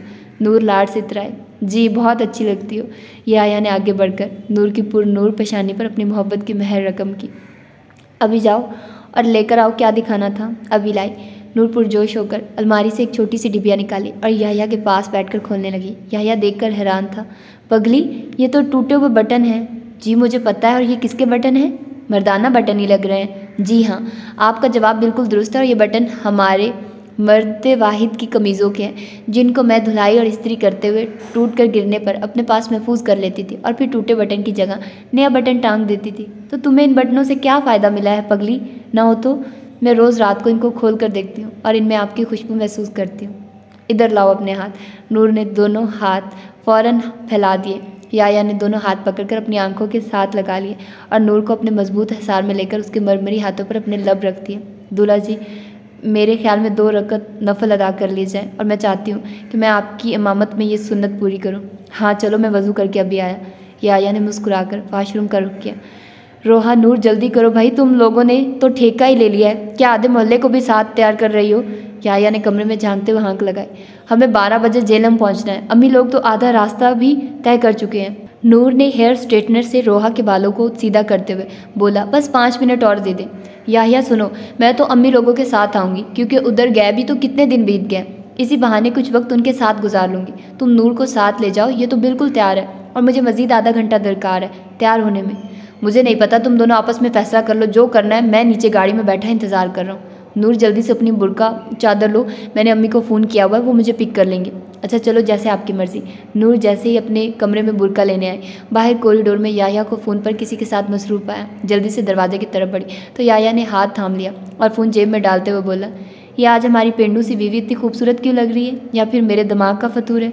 जनाब आप अपनी आंखें चेक करवाइए और मैं चलिए अपना बुर्का लेने। लंबी गोल्ड और सिल्वर हल्के काम से मज़य्यन फ़राक और चूड़ीदार पजामे के साथ मैचिंग खुस्सा और लंबे बालों को कैचर में डालकर कैद किए। आंखों में काजल की धार के साथ नेचुरल कलर का लिप ग्लॉस नूर के हुस्न को और ही हसीन बना रहा था। ये पेंडू आपके साथ जा रही है, और अब बराए मेहरबानी पीछे हटिए, मुझे देर हो रही है। हाय जालिम हसीना, कैसा घाव दिया है कि संभलने भी नहीं देती हो। अब ज़्यादा फैलने की ज़रूरत नहीं है, 3 घंटे आपका दिमाग ही चाटूंगी इंशाल्लाह। नूर ने जल्दी से हाथ चलाकर अपने ऊपर शरई लिबास ओढ़ा और 2 मिनट में तैयार। अभी चले? हाय अब चलने की किस साल में शक्कत है। कोई नहीं, घबराइए नहीं, रास्ते में ड्रिप लगवा लेंगे। याया ने जानदार कहकर लगाया। नूर ने दरवाज़ा खोलकर रोहा को अपने घर से निकलने की इत्तला दी और सलाम दुआ का तबादला किया। गाड़ी में बैठते ही नूर ने सफ़र के लिए मसनून अज़कार किए और साथ याया को भी तलकीन की। गाड़ी अपनी मंजिल की तरफ रवाना थी कि आधे रास्ते में याया ने गाड़ी बाएं तरफ मोड़ी, जहाँ पर वो 6 महीने पहले नूर को शदीद गर्मी और हब्स में तड़पने के लिए सेंट्रल लॉक लगाकर बंद कर गया था। नूर, कुछ याद आया? जी बहुत कुछ याद है। अभी बंद करके छोड़ जाऊं तो?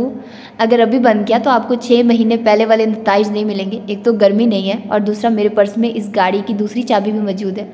ये ना हो आपको जेलम किसी ट्रक ड्राइवर के साथ लटक कर आना पड़े और मैं गाड़ी भगा कर ले जाऊँ। वैसे भी आप जानते हैं मेरा दिमाग सिर्फ एक दफ़ा किसी चीज़ को देखकर उसे महफूज कर लेने की सलाहियत रखता है और कितने महीनों से आपके साथ बैठकर आपकी ड्राइविंग को देख रही हूँ। अगर कोशिश करूँ तो सब कुछ असबर होगा इंशाल्लाह। अच्छा, अब ज़्यादा इतराने की ज़रूरत नहीं है, गाड़ी से निकलो, इधर से नाश्ता करते हैं जहाँ पर 6 महीने पहले मैंने अकेले चिकन शाशलिक और उबले चावल खाए थे। जी चलिए, कनीज़ हाजिर है, आज नई तारीख मुरतब करते हैं। नूर याहिया ने हंसते मुस्कुराते नाश्ते से फारिग होकर गाड़ी में आते हैं पुरानी यादों को खंगालना शुरू कर दिया, जिस पर दोनों के कहके बुलंद हो रहे थे। इतना लंबा सफ़र बातों बातों में बहुत तेज़ी से तय कर लिया। जैसे ही गाड़ी कच्चे रास्ते की तरफ बढ़ी तो नूर को पुरानी यादों ने आ लिया, लेकिन फिर मनफी सोचों की तरदीद करते हुए खुद को सरजनिश की और अल्लाह सुब्हानहू तआला का शुक्र अदा किया। नूर, आज तो गाड़ी दरख्त के पास पार्क नहीं करनी है। पिछली दफ़ा भी परिंदे ने मेरी गाड़ी का हशर नशर कर दिया था। वैसे कितने तकरीब कार हैं तुम्हारे गाँव के परिंदे। तकरीब कार नहीं है, मेरे ख्याल में मिलनसार है। उन्होंने आपके साथ गुजरे वक्त को यादगार बनाने की कोशिश की थी। नूर की हंसी छूटी। अगर परिंदा वो सब कुछ ना करता तो आज आप उसको याद ना कर रहे होते। हाँ ये तो है। याया ने भी हाँ में हाँ मिलाई और मुस्कुरा दिया।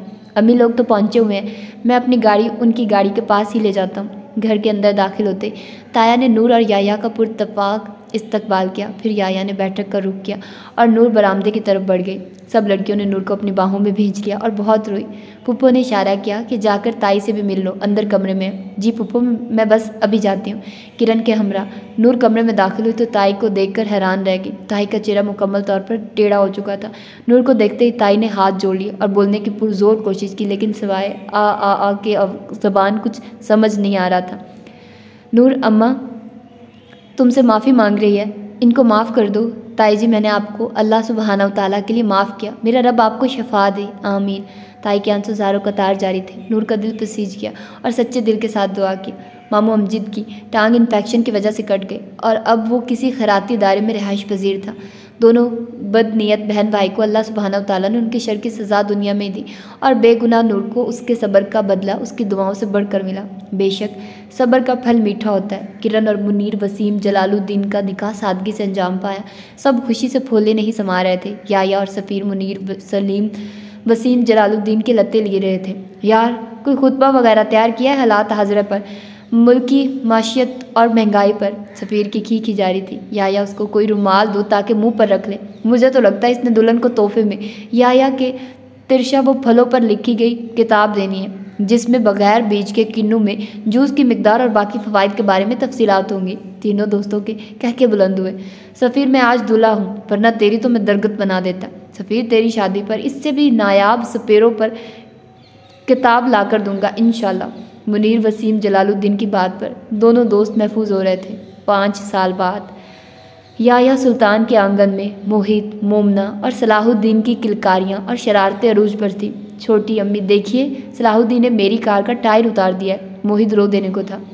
सलाहुद्दीन, बहुत बुरी बात बेटा, आपने अपने भाई की गाड़ी क्यों तोड़ी है? अगर वो आपकी गाड़ी तोड़े तो आपको अच्छा नहीं लगेगा। मोहित, मैं आपके बाबा को बोलूँगी कि आपके लिए नई गाड़ी ले आएं। नूर ने चटाक चटाक मोहित के फूले गालों के बोसे ले डाले। नूर, तुम्हारे इस बेजा लाड ने इसको बिगाड़ देना है। नहीं रोहा, ये नहीं बिगड़ेगा इंशाल्लाह। हर बात तो मानता है फ़ौरन। ये तो छोटी अम्मी का लाडला है। अभी नई सूरह के हिफ्ज़ पर छोटी अम्मी एक खूबसूरत सा तोहफ़ा लेकर देंगे इंशाल्लाह। छोटी अम्मी, ये मोहित ने गले में बाहें डालते हुए नूर का चेहरा चूम लिया। सलाहुद्दीन और मोमना भी रोहा की तरफ भागे। बड़ी अम्मी, आप हमें क्या लेकर देंगी?